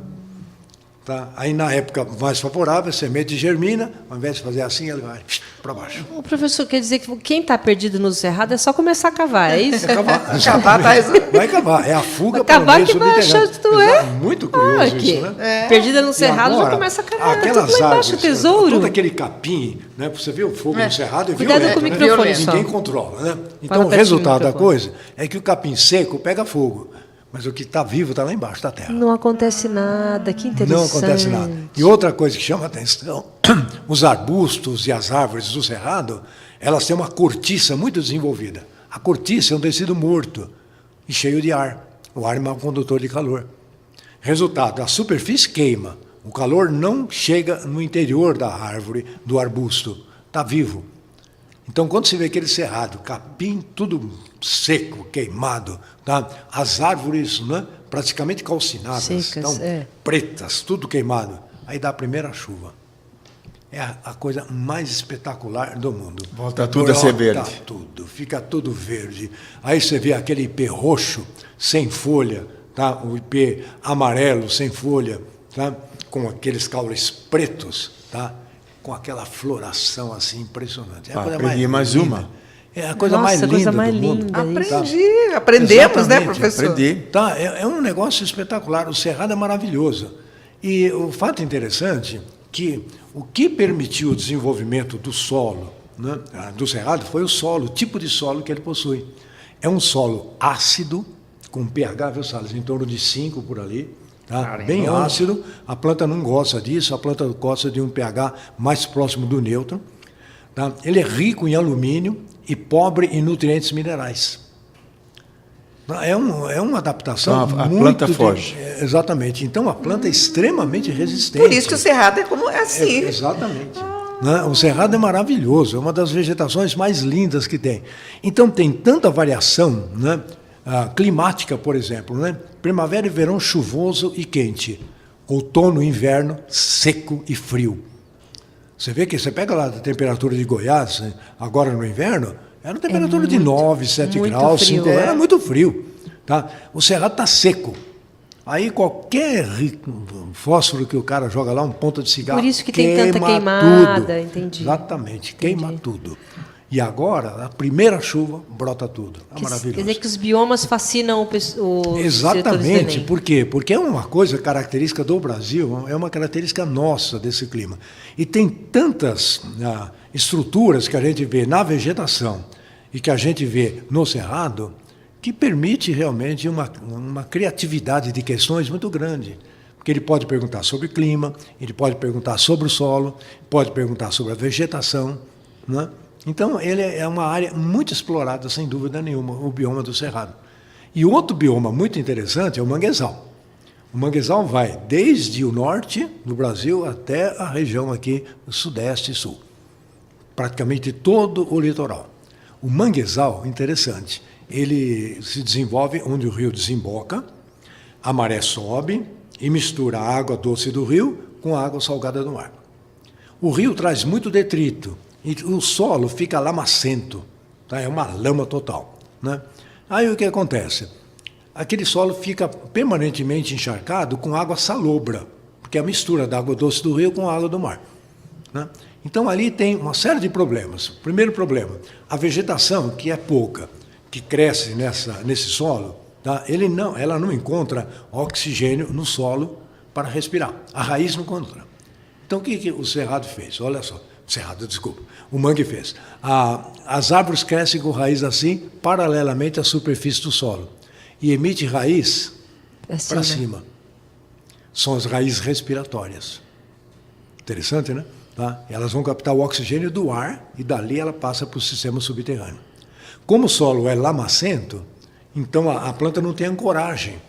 Resultado da coisa, saem raízes do caule e vão para Dá para ver bem o solo, quando a gente vai lá para aumentar a fixação da planta nesse solo. A planta tira muito cloreto de sódio por absorção. Resultado, chega lá na folha, esse cloreto de sódio é excretado. Tá? Então, a gente vê a margem da folha, assim, tem uns cristalzinhos. Quando a gente experimenta, salgado. É sal. Porque a planta está excretando. A gente fala que planta não excreta, né? Planta de manguezal excreta. Olha... Então, é uma maravilha. E esse tipo de coisas, essas adaptações, o Enem fez esse ano cerrado e mangue. Olha que fantástico. E a resposta era isso mesmo. Ele descrevia a vegetação e perguntava onde se encontra isso. Aí coloca no litoral, no sudeste. Pantanal, cerrado, mangue era a resposta. Então era uma palavrinha. Eu tive a oportunidade de ter essa aula de manguezal lá na Escola do Mar, né? Exatamente. Você conhece, né? Aquilo lá é maravilhoso. Muito, eu sempre imaginava que o manguezal fosse uma coisa manguezal do norte e nordeste, gente, é fabuloso. Aquilo as raízes também para cima. Nossa, são maiores, as árvores são maiores. As nossas são pequenininhas, mas lá em cima é um negócio espetacular. E é uma zona de criação, né?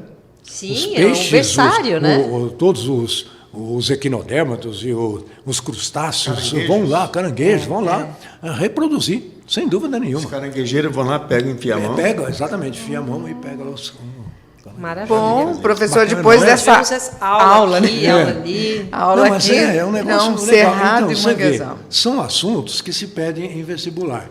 E aí a interação entre a biologia, tá, um pouco da química, tá, e a geografia. Verdade, porque A tá geografia onde está lá, está. É verdade. exatamente, a interage. É, a famosa interdisciplinaridade das interdisciplinaridade. A São- Caatinga é outro lugar, né? É. Caatinga também, barbaridade, tem cada coisa maravilhosa lá. Né? São as adaptações nossas- à vida seca, né? São as nossas, aqui os nossos especialistas, né, contando um pouquinho para vocês, dando aula aqui nesse programa que é uma preparação para vocês darem uma revisada para o segundo dia de provas do Enem. A gente vai fazer um rápido intervalo, daqui a pouco a gente volta, tá bom? Até já. Objetivo Liderança Absoluta. O Colégio Objetivo Integrado é recordista. Por 7 anos consecutivos em primeiro lugar no Enem, com a média geral mais alta em todo o Brasil. O Colégio Objetivo Integrado adota o sistema de ensino Objetivo.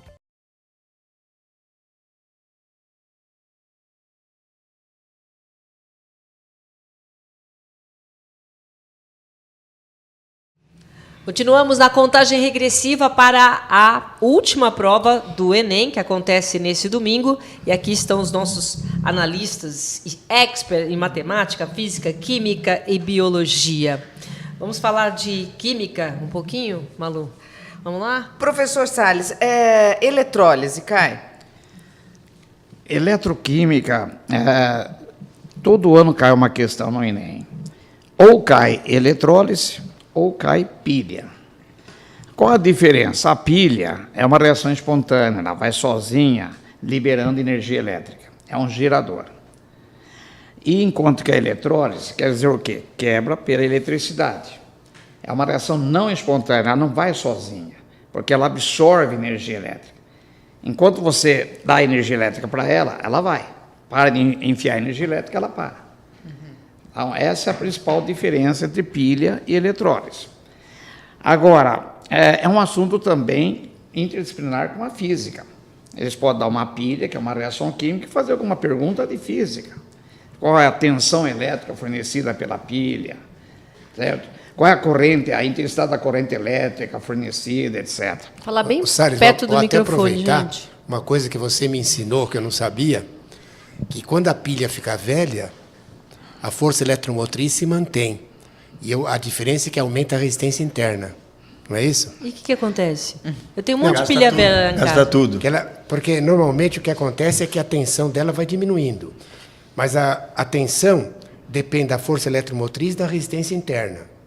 Então, o que a química ensinou, que a gente não sabia isso na física, é que na vida da pilha a força eletromotriz se mantém, ela não muda. A tensão diminui porque aumenta a resistência interna. Gasta tudo dentro dela. Talvez o Salles possa explicar melhor isso. É o seguinte, por exemplo, você coloca uma pilha na lanterna, ela acende a lâmpada durante um certo tempo. Sim. Aí chega um certo dia, não acende mais a lâmpada. Sim. Então você fala, puxa vida, acabou a pilha. Não acabou, não. É o seguinte, a pilha, ela é uma reação reversível. Então, você no início, a velocidade da reação direta, por exemplo, que fornece energia elétrica, é maior. Então, vai fornecer energia elétrica. Quando a velocidade da reação inversa fica igual à velocidade da reação direta, a pilha atinge equilíbrio. Aí, não fornece mais energia elétrica. Porque a energia liberada no sentido é consumida no sentido contrário. No mais e no menos a gente está falando. Então, quando a pilha não acende mais a lâmpada, ela não atingiu o equilíbrio ainda. É por isso que muitas vezes você coloca a pilha que não acende mais a lâmpada numa geladeira, certo? Aí coloca na lanterna, acende mais um pouquinho. É isso mesmo. Porque ela desloca o equilíbrio no sentido da reação exotérmica, que libera energia Depende da elétrica. temperatura. Depende da temperatura. Eu coloco no controle remoto. Tá lá, a pilha não funciona, põe lá no controle remoto. Ou faço o contrário. Então, Quer dizer que pode ser aproveitada para outro lugar, é isso? Às vezes não funciona no controle remoto, mas funciona em outro. É isso? Você quer dizer? é o seguinte, tem pilha que é reversível, como, por exemplo, a bateria de automóvel. Pilha reversível. Eu compro sempre pilha A pilha reversível. do automóvel é reversível porque os produtos da reação ficam ali no eletrodo. Não vão embora. Entendeu? Então, para inverter o sentido da corrente, eu pego essa bateria descarregada, vou até a oficina lá, eletrotécnica, né? E eles pegam um gerador, ligam na minha bateria, passando uma corrente sentido contrário, eles carregam a bateria, porque é reversível. Certo. Entendeu? E- Agora tem pilha que não é reversível. A pilha da lanterna, a pilha seca, é muito pouco reversível. Por isso que você coloca na geladeira, depois acende um pouquinho só a lâmpada, logo apaga outra vez. O Salles, mas é um tema que cai bastante no Enem, pilha? Cai todo ano, É. ou cai eletrólise ou cai pilha. Tá. Todo ano cai. Agora, o professor Belinel, por exemplo, falou, nossa, uma explanação muito linda sobre os biomas lá, e ele usou muitos termos químicos, por exemplo, enzima, pH. Então, na cinética química, que estuda a velocidade das reações químicas, existe uma parte muito ligada ao cotidiano, que são os fatores que modificam a velocidade de uma reação. Por exemplo, você tem uma reação lenta, você pode torná-la rápida, e vice-versa. Então, isso é muito importante. Por exemplo, quais os fatores que mudam a velocidade de uma reação? Catalisador. O que é catalisador? É uma substância que acelera a reação e não é consumida. Enzimas são proteínas, enzima é um tipo de proteína que tem a função de catalisador nas reações que ocorrem no organismo vivo. Todas as reações que ocorrem no organismo vivo são catalisadas por enzima. Por exemplo, eu estou falando agora, estou gastando energia. Tem reação catalisada por enzima aí que está fornecendo energia para eu falar, para eu ver você. Por exemplo, se não existisse enzima, não haveria vida. Se não existisse enzima, as reações no organismo seriam tão lentas que a gente seria bicho preguiça. Por exemplo, eu vou pensar em levantar o meu braço. É imediato. Sim. Pronto. Deu uma reação instantânea, catalisada por enzima, e forneceu energia para eu fazer isso. Ô, professor, mas a gente vai ficando velho e vai perdendo enzima? Vai. Pelo amor. Não, você ri. Já imaginou se não existisse Aí não enzima? consegue levantar o braço Se direito, não existisse demora para olhar o outro. olha só, enzima, a gente seria bicho preguiça. Para levantar o meu braço, demoraria uma semana para fazer isso aqui. Então, mano, eu tô falando que essa enzima é importante. Extremamente, não haveria vida sem enzima. Mas ela vai diminuindo conforme a idade? Bom, aí todas as funções, né, que ele fala, todas as funções da célula. Perto do microfone aqui, professor. Infelizmente, sim, tá? Correto? Porque realmente o nosso organismo acaba se desgastando, né? Portanto, você vê, quando nós somos jovens, a gente faz corridas, né, faz natação e fazemos esportes e tudo mais. À medida que a gente vai envelhecendo, o que está acontecendo? Nós infelizmente, deixamos de fazer isso. Essa vida moderna de hoje, né? O máximo que a gente consegue fazer é andar. E se a gente consegue andar, está ótimo. Tá? Não, é verdade, é sério. Tá? Então a gente vê atrofia muscular. Mas professor, tem biologia molecular, agora está cheio de coisa boa, nova. Exatamente. Tem um monte de coisinhas que a gente pode fazer para prolongar a vida. Então. Tá certo? E é isso que o Enem gosta. O Enem gosta dessas novidades. A qualidade da vida. Mas, olha, nunca fizeram pergunta sobre isso. Sobre enzima Não, ou sobre... não, enzima cai até na química. Não, aí enzima não tem jeito. Tudo isso que o Salles falou, tá? A nossa energia agora vem do processo de respiração. Então, a matéria básica para acontecer a liberação de energia é o açúcar comum, a glicose, que é produzida lá na fotossíntese. Então, começa uma série de reações químicas no citoplasma da célula para liberar energia. Então, a glicose é quebrada até dar ácido pirúvico. Tá? Muito bem. Quando isso acontece, libera-se o ATP. Já é a primeira fase. Aí entra dentro daquela estrutura que cai para valer em vestibular, que é a mitocôndria. Lá completa-se a respiração. Então, tem lá um ciclo de Krebs. O ciclo de Krebs envolve a desidrogenação e a descarboxilação. Tira hidrogênio e tira o gás carbônico. O gás carbônico vai embora. É isso que a gente manda para fora através dos nossos pulmões. Tá? Agora, o hidrogênio, ele contém próton e elétron. O elétron é altamente energético. Então, ele passa por uma cadeia transportadora de elétrons. À medida que ele vai passando, é como se eu comparo com descer uma escada. Diminui a energia potencial. Então, isso o doutor me falou. Então, o que acontece? Né? Há liberação de energia. Quando há liberação de energia, a quantidade de ATP formada, que é exatamente a energia que nós consumimos, né? É muito alta. Quando chega lá no final, o elétron e o próton se juntam e juntam com o oxigênio, que a gente inalou. E aí forma água. E o que é a sigla ATP? ATP. Adenosina trifosfato. Tá? É formado por adenina, por um açúcar chamado ribose e mais o radical fosfato. Melhorou com a explicação? Então, aí entra a química. E ele disse que não tem muito nome para decorar. Não, né? Não tem. tem. Não, mas é química que eu estou falando. Você falou um monte de ácido aí. Isso. Ele nem entrou em biologia. Gente, isso que eu falei é reação química pura. Olha Tá? só. Então, o que acontece? Né? Essa energia, tá? Ela é liberada pelo nosso organismo. Para manter a estrutura corporal, a gente tem que ter uma série de atividades. E essas atividades, com a idade, a gente vai, infelizmente, reduzindo, e é verdade. Ô, Vai Belinello, reduzindo. E o resultado da coisa? A musculatura atrofia, tá? O cérebro já não funciona adequadamente, o sistema circulatório já não fornece o oxigênio vamos pular essa necessário. parte. Tá, vamos pular, porque aí fica velho. E não o cérebro de Vamos vocês, pular. né? Porque o de vocês Vocês- realmente está intacto. O que é, Salles, que você queria colocar? Eu só gostaria de chamar a atenção o seguinte, que ele falou em pH. pH cai todo ano, hein? Também. É a medida da acidez de um meio, extremamente importante. Ele influi, por exemplo, na atuação das enzimas também. A enzima Sim. tem um pH onde ela tem uma ação que é máxima.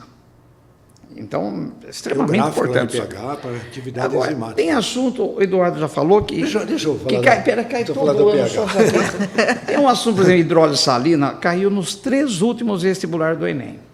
Não sei porque, acho que o examinador adora hidrólise salina. Hidrólise salina é o seguinte, você tem um sal, ele reage com água, dando ácido e base.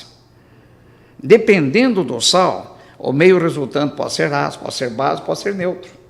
E vai entrar o pH aí também. Então, eles associam tudo isso. Eu só queria falar o seguinte, tem muitas coisas que são importantes para o vestibulando, que nós damos algumas regras para ele guardar. Por exemplo, fala-se muito em gordura trans, etc., né? Então, veja bem, isso é isomeria geométrica. Isomeria geométrica, isomeria ótica, isomeria espacial, cai uma questão todo ano no Enem. Então, eu falo para os alunos, isomeria geométrica. Você tem uma dupla ligação, imagina o dedo médio e o indicador de uma mão, tá? Tocando o dedo médio e o indicador da outra mão, certo? Aí tem os 2 polegares. Quando os 2 polegares estão do mesmo lado, por exemplo, os 2 para cima, é o isômero cis, certo? Agora, se você quebra a ligação ali e faz isso aqui, ó, agora fica um polegar para cima, um polegar para baixo, é o isômero trans. Só que nós não temos enzimas, certo, para fazer a digestão do isômero trans. Ah, por isso que não pode comer gordura trans? Exatamente. Então você pode perguntar, poxa, mas o Enem pergunta, porque está relacionado com muitas tá coisas A cotidianas. nossa alimentação, isso é um tipo de coisa muito importante. Tá? Agora, cai na parte mais de química do que realmente na parte de biologia, sabe? Tá? Então, realmente, mas está relacionado com o processo de nutrição. Então, eles dão tabelas, por exemplo, tá? De alimentação, de nutrição de uma pessoa X, da outra pessoa Olha, Y cai no Enem, e de uma nutrição. outra tal. E pergunta, qual é o indivíduo que tem maior chance de ser obeso? Olha Qual isso, o indivíduo que tem preocupação do maior Enem. chance de desenvolver uma pressão arterial alta? Correto? Interessante, Então, hein? pelo tipo de alimentação, a gente vai chegar exatamente à resposta, e é o tipo de coisa que eles pedem no Enem.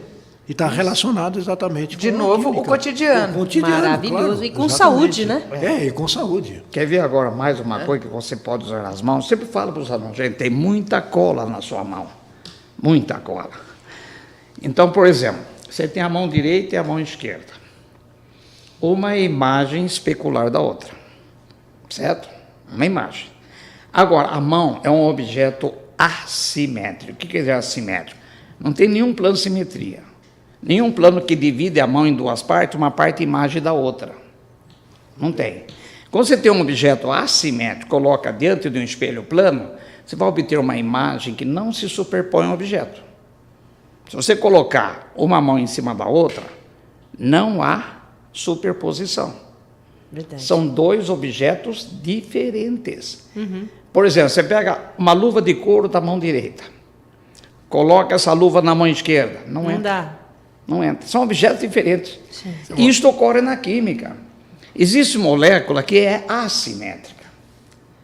Tem um conceito chamado carbono assimétrico, que cai muito. É um carbono ligado a 4 grupos diferentes. Quando tem esse carbono na molécula, ela é assimétrica. Ora, se ela é assimétrica, existe uma outra molécula que é a imagem dela, e são diferentes. Mas por que existe outra molécula que é a imagem dela? Ué, agora é a probabilidade, formar essa ou formar essa, é a mesma sim. probabilidade. Entendeu? Tanto é que se você faz uma reação formando uma substância que tem isomeria ótica, vai formar uma mistura de 50% dos dois, chamada mistura racêmica. Sim, já ouvi Qual a falar. diferença entre as duas moléculas? Uma desvia o tal de plano da luz polarizada lá da física para a direita. Quando essa luz bate na molécula, sofre um desvio para a direita. A gente chama essa molécula de molécula destrogira. Liga, gira o plano da luz polarizada para a direita. E se essa mesma luz bater na mão na imagem? É imagem, isso aqui girou para a direita, que vai girar para a esquerda. Entendeu? Não? Aí a molécula é levogira, gira o plano da luz polarizada para a esquerda. Isso é muito importante, porque muitas vezes você tem uma molécula destrogira, que é remédio, mas a molécula imagem levogira é veneno. Aí que vem como é que chama? Você toma um remédio, tem como é que chama? Postologia lá. Efeito colateral? Os efeitos Os colaterais. efeitos colaterais, isso. Muitos efeitos colaterais devido à isomeria ótica. Entendeu? Aquela Porque molécula o que é remédio, a molécula destrogira. A molécula imagem é veneno. Teve aquele caso da nascer aqueles bebês, né? Que teve uma. Como é que chamava essa doença mesmo? Ai, não me lembro agora. Você lembra, não? Começaram a nascer aqueles bebês mal formados. Malformação que é talidomida. Isso, talidomida. Foi devido aos isomos Exatamente, foi. Foi devido aos isomos isso. ópticos. Agora eu queria aproveitar esse gancho que nós estamos falando de vida, o Belinello, que queria retomar o assunto com você. Vacinas, por exemplo, é um assunto que a gente tem falado muito nos últimos... Mas aí é que não. era um assunto que eu queria tocar. Né? A vacina, né, é simplesmente um método preventivo que foi descoberto há muito tempo, evidente, né, para evitar infecções por vírus, por bactérias, né? E nós estamos agora desenvolvendo uma série de outras vacinas, tá? Contra a malária, contra o mal de Chagas, coisas desse tipo assim. Não se chegou ainda a grandes conclusões, mas com o tempo vai se chegar lá, né? Então o que acontece é o seguinte: quando o nosso corpo é invadido por um agente infeccioso, nós temos as células do nosso corpo, tá? Os glóbulos vermelhos, os glóbulos brancos, as plaquetas e tudo mais. Glóbulo vermelho relacionado com a circulação do oxigênio, captação do oxigênio, respiração. Os glóbulos brancos estão relacionados com a defesa do nosso organismo, tá? E as plaquetas com a coagulação sanguínea. Então, o sistema de defesa do nosso corpo é dado exatamente pelos chamados leucócitos, né, que são os glóbulos brancos, tá? Então, é um mecanismo de autodefesa. Quando um vírus ataca o nosso corpo, ele vai ser imediatamente, né, capturado por determinadas células, né, os chamados neutrófilos, que vão produzir exatamente substâncias para eliminar a ação desse chama vírus. de anticorpo, né? Então, o que acontece é o seguinte: quando o vírus penetra, ele é identificado como sendo o quê? Um antígeno. Tá? Então, o que vai acontecer é o seguinte: a célula agora vai ser estimulada, tá, por esse antígeno, e ela passa a produzir uma proteína chamada anticorpo. A finalidade desse anticorpo é se aderir ao antígeno e simplesmente inutilizar a sua ação. Então, quando nós tomamos a vacina, nós estimulamos as células chamadas de memória dos glóbulos brancos. Tá? Então, essas células já ficam estimuladas exatamente para, quando acontecer uma nova infecção, essas células imediatamente entram numa atividade de produção de anticorpos em grandes quantidades. É uma curva interessante, ela faz assim, sobe lá no alto a produção do anticorpo. Então, simplesmente você fica imunizado contra aquele vírus. Agora, você vê, os pais não estão levando os filhos para o sarampo. E o sarampo é uma vacina que se toma há quanto tempo? Não é verdade? Mas até que e nem o índice exatamente Mas- de crianças com sarampo tem aumentado exatamente pela ausência de vacinação. E a poliomielite? A poliomielite pode matar ou dar deformação graves. Mas, professor, Permanente, né? Permanente, exatamente. Né? esses são assuntos que podem cair no vestibular? Pode, e eu tenho certeza que vão cair. Vão cair Vão justamente por esse Exato, alerta da É população. o alerta da população. Eu tenho certeza que esse ano, tá, esse sistema de vacinação, desenvolvimento, né, a falta exatamente de compreensão do povo de que a vacinação é uma coisa importante. Você vê a febre amarela. A febre amarela, desde 1940 e pouco, tinha verdade. sido eliminada do Brasil. De repente... E essa foi a que mais teve rejeição por parte dos pais. É verdade. Exatamente. E a febre amarela, então, aqui, por exemplo, dentro da cidade de São Paulo, o pessoal que vive lá no Horto Florestal, onde nós tivemos, de Mariporã, onde nós tivemos um índice muito alto de febre amarela, com uma grande quantidade de mortos, né? A mortalidade foi grande lá. Tá?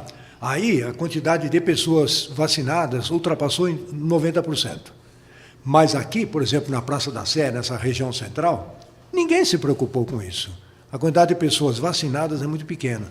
Até que o governo esticou essa Exato, e está várias a vezes. qualquer instante esticando exatamente o processo de vacinação. Bom.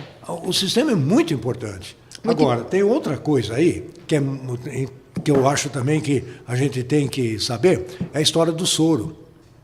O soro já é o anticorpo que a gente toma. Que é aquela história, nós colocamos antígeno no cavalo, o cavalo produz um anticorpo e nós tiramos o anticorpo. Então, uma picada de cobra, por exemplo, você vai usar o quê? O anticorpo. Direto, né? Porque a ação dele é imediata. Correto? Tá? A vacinação é preventiva. A vacinação é para estimular o sistema de defesa do nosso corpo. Tá? As células de memória. Então, essas células já estão prontinhas no momento que você entra em contato com o vírus. Até que se ele tiver com a doença, ele não pode tomar vacina. Exatamente. exatamente. Tá? Por que nós tomamos todo ano H1N1? Aquela vacina, tá certo? Da gripe. Exatamente para quê? Para se prevenir. E por que tomamos todo ano? Porque esse vírus, tá? Ele é mutante. Ele sofre mutação com grande facilidade. Então, a cada ano, tem um novo vírus atacando as pessoas. Então, novas vacinas são produzidas e a vacinação, então, tem que ser anual. Muito bem. Todo ano muda o tipo de vacina? Muda o tipo de vacina. Mas se você toma... O H1N1, que é o mais perigoso, por enquanto a mutação ainda não está muito modificada, a coisa continua. Mas os outros tipos, que são os mutantes desse H1N1, estão presentes. Então, todo ano, então, tem Tem a que Eli, tomar. quando você toma a vacina para um determinado vírus, uma vez que você toma essa vacina, já está imunizado?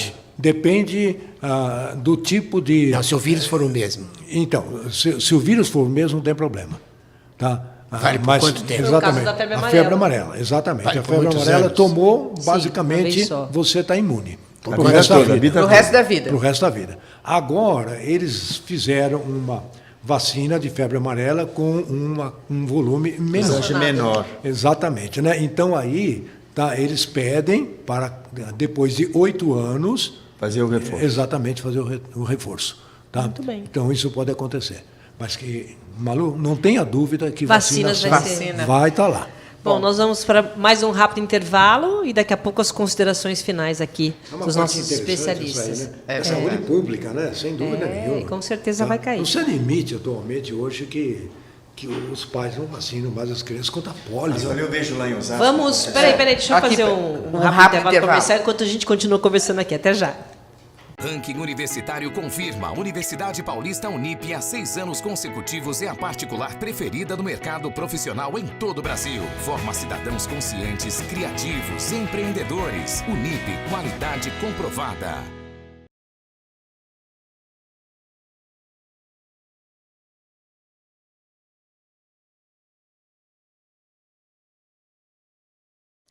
Estamos de volta hoje com os nossos mestres aqui, falando sobre o segundo dia de provas que testam as áreas de conhecimento na matemática e suas tecnologias, ciências da natureza e suas tecnologias.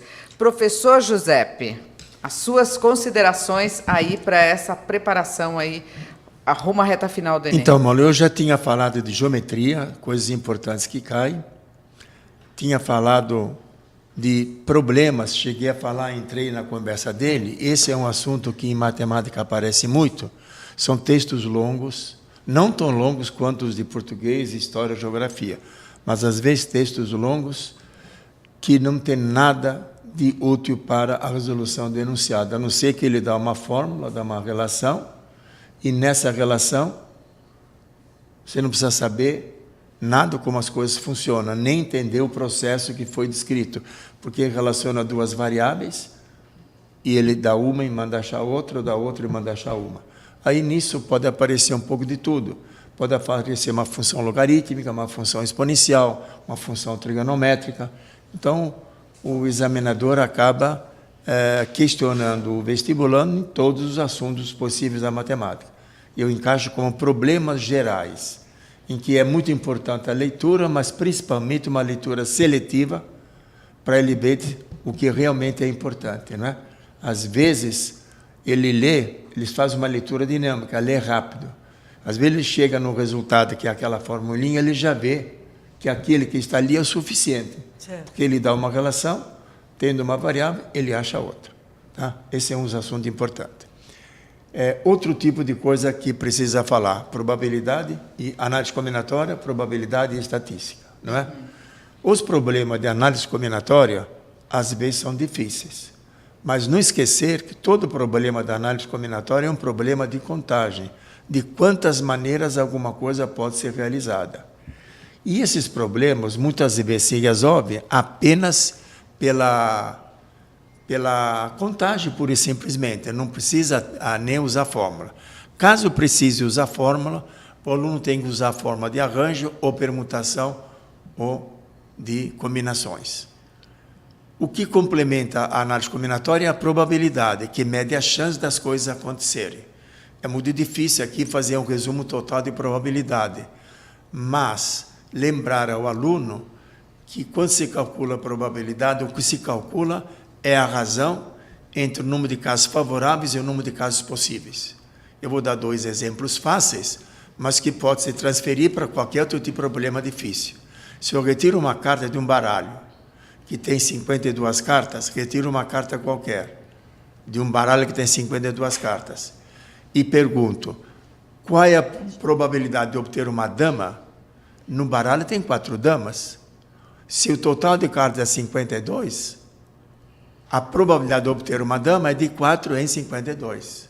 Se eu quero obter uma carta de copas, a probabilidade é de 13 em 52. Se eu jogo um dado para cima, existem 6 resultados possíveis. Se eu quero obter um número par, tem 3 números pares, num total de 6.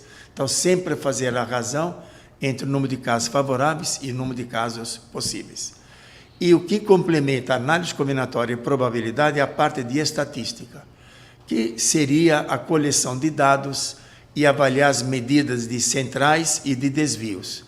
A ideia de desvio é se desviar da média.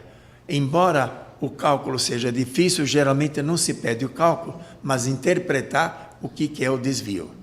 Quanto aos valores centrais, é a média, a moda e a mediana. São assuntos fáceis, mas são assuntos que o examinador sempre pede. E, além disso tudo, como disse, aquela parte de razões, proporções, juros, porcentagem, regra de 3 e coisas parecidas. Essa é, a grosso modo, a prova de matemática.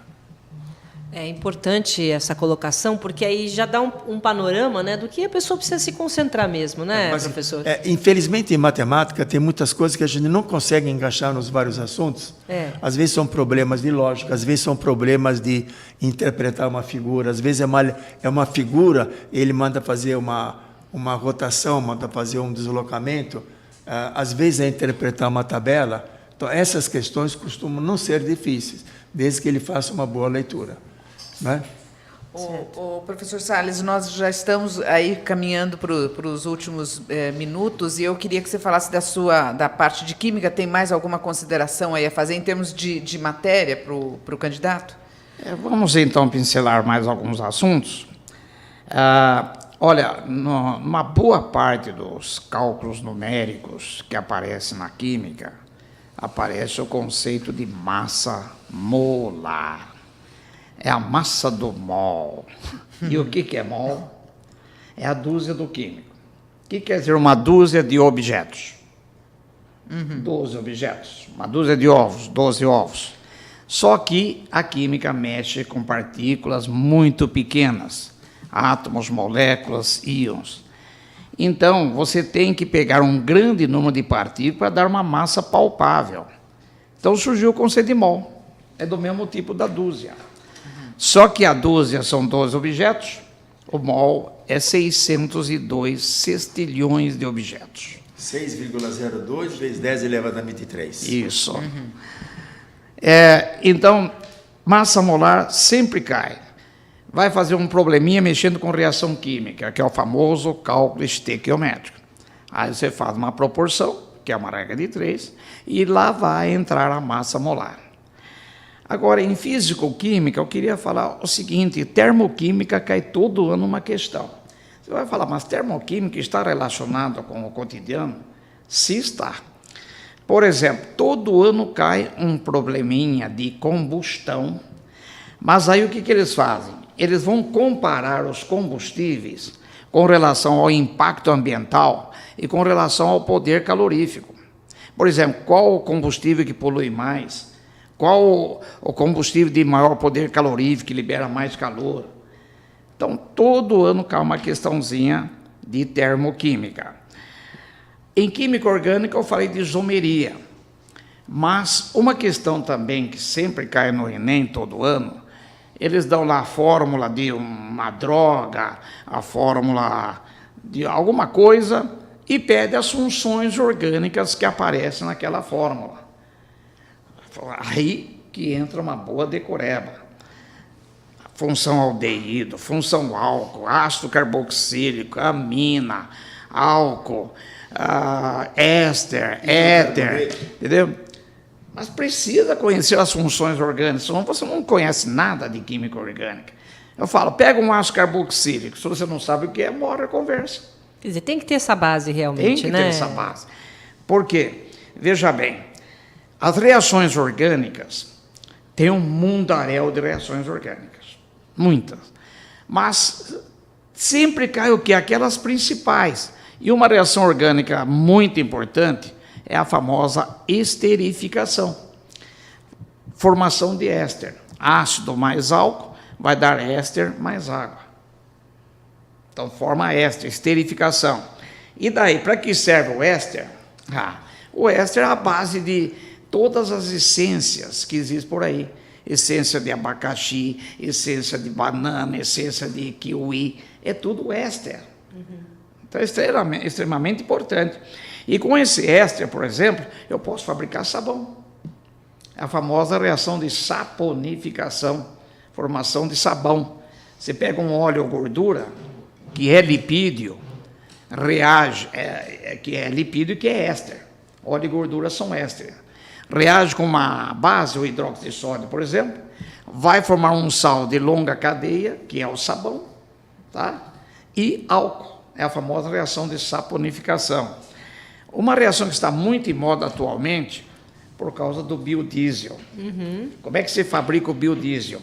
Isso é uma coisa que pode realmente chamar a atenção do Enem, né? Então, você pega o óleo e gordura, que são ésteres, reage com outro álcool bem simples, vai formar um outro éster e um outro álcool diferente dos iniciais. É a transesterificação. E vai formar, então, um tipo de éster, por exemplo, que tem longa cadeia, estearato, por exemplo, de metila. Longa cadeia, estearato. E a metila é um grupo pequeno. É um biodiesel. Um éster. Então, biodiesel, o que é? Éster. Agora, o vestibulando tem que saber o que é um carboidrato, bioquímica, né, Belinello? Um carboidrato, ou açúcar. Tem que saber o que é um lipídio, que eu falei, óleo, gordura. E tem que saber o que é uma proteína. Proteína, vocês viram como é que o Belinello falou em proteína hoje. Enzima é proteína. E como é que se obtém uma proteína? Reagindo compostos chamados aminoácidos. Muito bem. Vamos saber agora do professor Eduardo as considerações finais de física, o que realmente importa, né? A gente já falou bastante coisa. Agora, tem mais 2 assuntos que eu acho importantes, que é a parte de gravitação e a parte de hidrostática. A hidrostática, eu sugiro que o vestibulando faça uma experiência em casa que nunca mais vai esquecer. Oba, adoro experiência, professor. Adoro. Pega um copo, coloca água e um gelo flutuando. O gelo é menos denso que a água, portanto, ele flutua na água. Daí faz uma marquinha no nível da água. Espera o gelo derreter. Depois que todo o gelo estiver derretido, o que será que aconteceu? Será que o nível da água aumentou, diminuiu ou abaixou? Nada, continua igual. O nível continua exatamente o mesmo. Ai, acertou, Silvia Pinha. A gente consegue demonstrar isso lembrando que o empuxo é igual ao peso, lembrando que a massa de água que derrete é igual à massa de gelo. Com essas 2 informações, eu consigo provar que o volume que estava imerso é igual ao volume de água de fusão. Essa E, parte consequentemente, eu não sei, o nível permanece exatamente o mesmo. Daí surge aquela famosa pergunta. Então, por que eles afirmam que quando toda a geleira derreter, o nível da água do mar vai subir? É boa. É verdade, não vai acontecer nada, ué. Então, vai fazer outra experiência. Vai repetir a experiência que eu falei, só que dissolvendo sal em água. O que acontece? A água salgada é mais densa que a água comum, que a água pura. Então, nesse caso, quando o gelo derreter, o nível vai subir. Então, são 2 experiências que você pode fazer. Faz a experiência em casa, você nunca mais vai esquecer. Primeiro, gelo flutuando em água pura. Quando o gelo derrete, o nível da água não se altera. Agora, dissolve sal na água. Água salgada. A densidade é maior. Na hora que o gelo derreter, o nível da água sobe. Como as geleiras são água doce flutuando em água do mar, se todas as geleiras derreterem, são geleiras enormes, o nível da água do mar vai subir.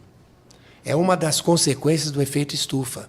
O efeito estufa tem uma das consequências, aumentar o nível da água do mar, com o derretimento das geleiras. Quer dizer, aumenta a temperatura, todas as geleiras vão derreter, o nível da água do mar vai subir. E as cidades litorâneas vão simplesmente desaparecer. Nossa. Então, a longo prazo, Nova York, todo o Japão, tudo isso vai desaparecer. A gente não vai estar aqui. Porque o nível da água vai subir. Mas em quanto tempo, José? Não, mas não vai ter demorar. tempo. O Japão, por exemplo, vai descobrir um método para, quando chegar, se salvar dessa, com certeza. Mas Com quando? certeza. Não dá para prever. Não, são milhões e milhões de anos. O que mais, professor? E um pouquinho de gravitação. Precisa lembrar a força gravitacional entre 2 corpos e alguma coisa ligada com, por exemplo, um problema desse tipo. Imagine que foi descoberto um planeta parecido com a Terra. Só que a massa é o dobro da massa da Terra, o raio é o dobro do raio da Terra. E pergunta qual é a gravidade nesse planeta. Isso é um tipo de questão muito provável. Então, existe uma fórmula que a gente ensina para os alunos que calcula a gravidade na superfície de um planeta. É uma constante vezes a massa do planeta dividido pelo raio ao quadrado. Então, ele tem que analisar essa fórmula. Provavelmente, no Enem, a fórmula seria dada. Ele apresenta a fórmula, a gravidade de um planeta é dada por essa equação.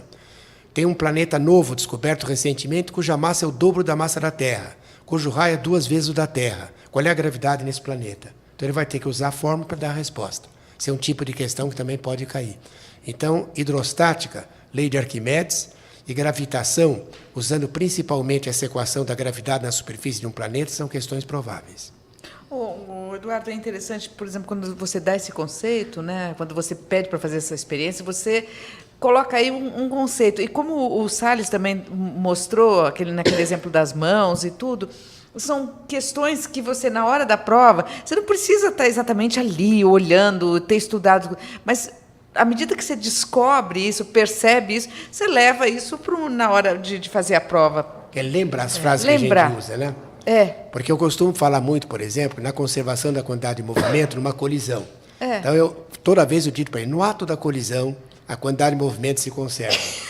Eu repito essa frase muitas colisão, vezes. A quantidade de movimento se conserva. Tem aluno que depois da prova veio falar, professor, na hora que caiu a colisão, eu ouvi a sua vozinha falando, no ato da colisão, a quantidade de movimento se conserva. Porque... fala, professor, eu ouvi a sua voz, juro por Deus que eu ouvi a sua voz porque é falando isso. interessante, né? Porque, por exemplo, da geleira, né? Do Uma jeito que das você coisas explicou. que é possível para o aprendizado é a repetição. Quanto mais você repete a coisa, mais o aluno grava. Então, se você repete uma frase muitas vezes, ele vai gravar essa frase vai te auxiliar na hora do exame. Muito bem. Isso é verdade. Considerações finais, professor? Então, eu estava lembrando aqui de algumas questões que têm caído com muita frequência, além da ecologia. Tá? Então, olha, o aluno deve lembrar da citologia, daqueles organoides que nós encontramos nas células. Tá? E as funções básicas do cloroplasto, da mitocôndria, do complexo de Golgi, tá? As funções da membrana de penetração e saída de substâncias da célula. São questões que são muito bem formuladas. Então, você vê, eu estava pensando numa coisa que tem caído com certa frequência, né? Hoje se fala muito em desenvolvimento de câncer. O câncer é uma anomalia em que as células passam a se dividir sem nenhum controle. E, consequentemente, essas células podem gerar, então, aqueles chamados tumores malignos. Acontece que esses tumores, eles simplesmente deslocam as suas células para outras partes do nosso organismo, onde elas se estabelecem. Quando elas se estabelecem no rim, ou no fígado, ou numa medula óssea, começa a desenvolver uma massa cancerígena naquela região. É a metástase. Tá? Então, o indivíduo acaba com várias metástases espalhadas pelo corpo, geralmente você já sabe qual é. Tá? Mas agora ele vai fazer esse tipo de proposição e vai perguntar que tipo de divisão celular acontece nessas células que estão se multiplicando por mitose. Opa, já falei, é por mitose. Tá? Então, as células se multiplicam por mitose e não por meiose. Tá? Então, esse é um tipo da coisa, de situação, que eles propõem no Enem. E que simplesmente a resposta é simples. Tá legal? Mitose. Tá? Mitose. Tá? Agora, quando ele fala, por exemplo, em reprodução, formação de gametas, coisas desse tipo assim, aí entra o fenômeno da meiose. A meiose é uma divisão celular muito importante, porque reduz o número de cromossomos da espécie. Todos nós humanos temos 46 cromossomos, graças à meiose. Na hora da formação de gametas, 46 viram 23 cromossomos nos gametas. 23 do espermatozoide, 23 do óvulo, forma uma célula ovo, um zigoto, com 46, que vai multiplicar e dar origem a um novo organismo. Essa parte é uma parte que tem sido explorada bastante pelo Enem, tá? Com proposições assim, né? Que ele dá o texto, tá? E aí, na parte final, ele vai te pedir exatamente, como eu já comentei, o tipo de resposta que ele se propõe. Agora, o aluno tem que tomar cuidado com o seguinte: no Enem é muito comum ter uma alternativa que é quase certa e uma outra alternativa que completa realmente a proposição que ele fez lá. Isso aí a gente tem que sempre alertar o aluno. Cuidado, não vai com pressa. Tá? Leia bonitinho o texto e a alternativa que tem que ser correta. Foi uma aula, muito obrigada para vocês. Aliás, realmente, dos 4, né? Quero agradecer ao professor de Biologia, Luiz Carlos Bellinello, ao professor de Química, Antônio Mário Salles, ao professor de Física, Eduardo Figueiredo, e ao professor de Matemática, Giuseppe Nobilione. Mestres, muito obrigado. Obrigada mesmo, e a gente Obrigado a espera... vocês. Até a próxima. A gente espera que realmente tenha ajudado, né, esse programa e que vocês tenham muito sucesso na prova do Enem. Né, Isso mesmo, isso mesmo. Né? Dos alunos. Sim, dos alunos. Dos alunos. É Que nós verdade. aproveitamos Nós a aula também, aqui. O né? sucesso deles é o nosso. Né? É verdade, é E nós- verdade. E espero que isso tenha ajudado, né, Silvia, a esclarecer algum detalhe, né, prestando atenção De aí uma na... maneira informal. Né? Informal, exatamente. Muito bem, e nós encerramos lembrando que a educação é uma história sem fim. Obrigada.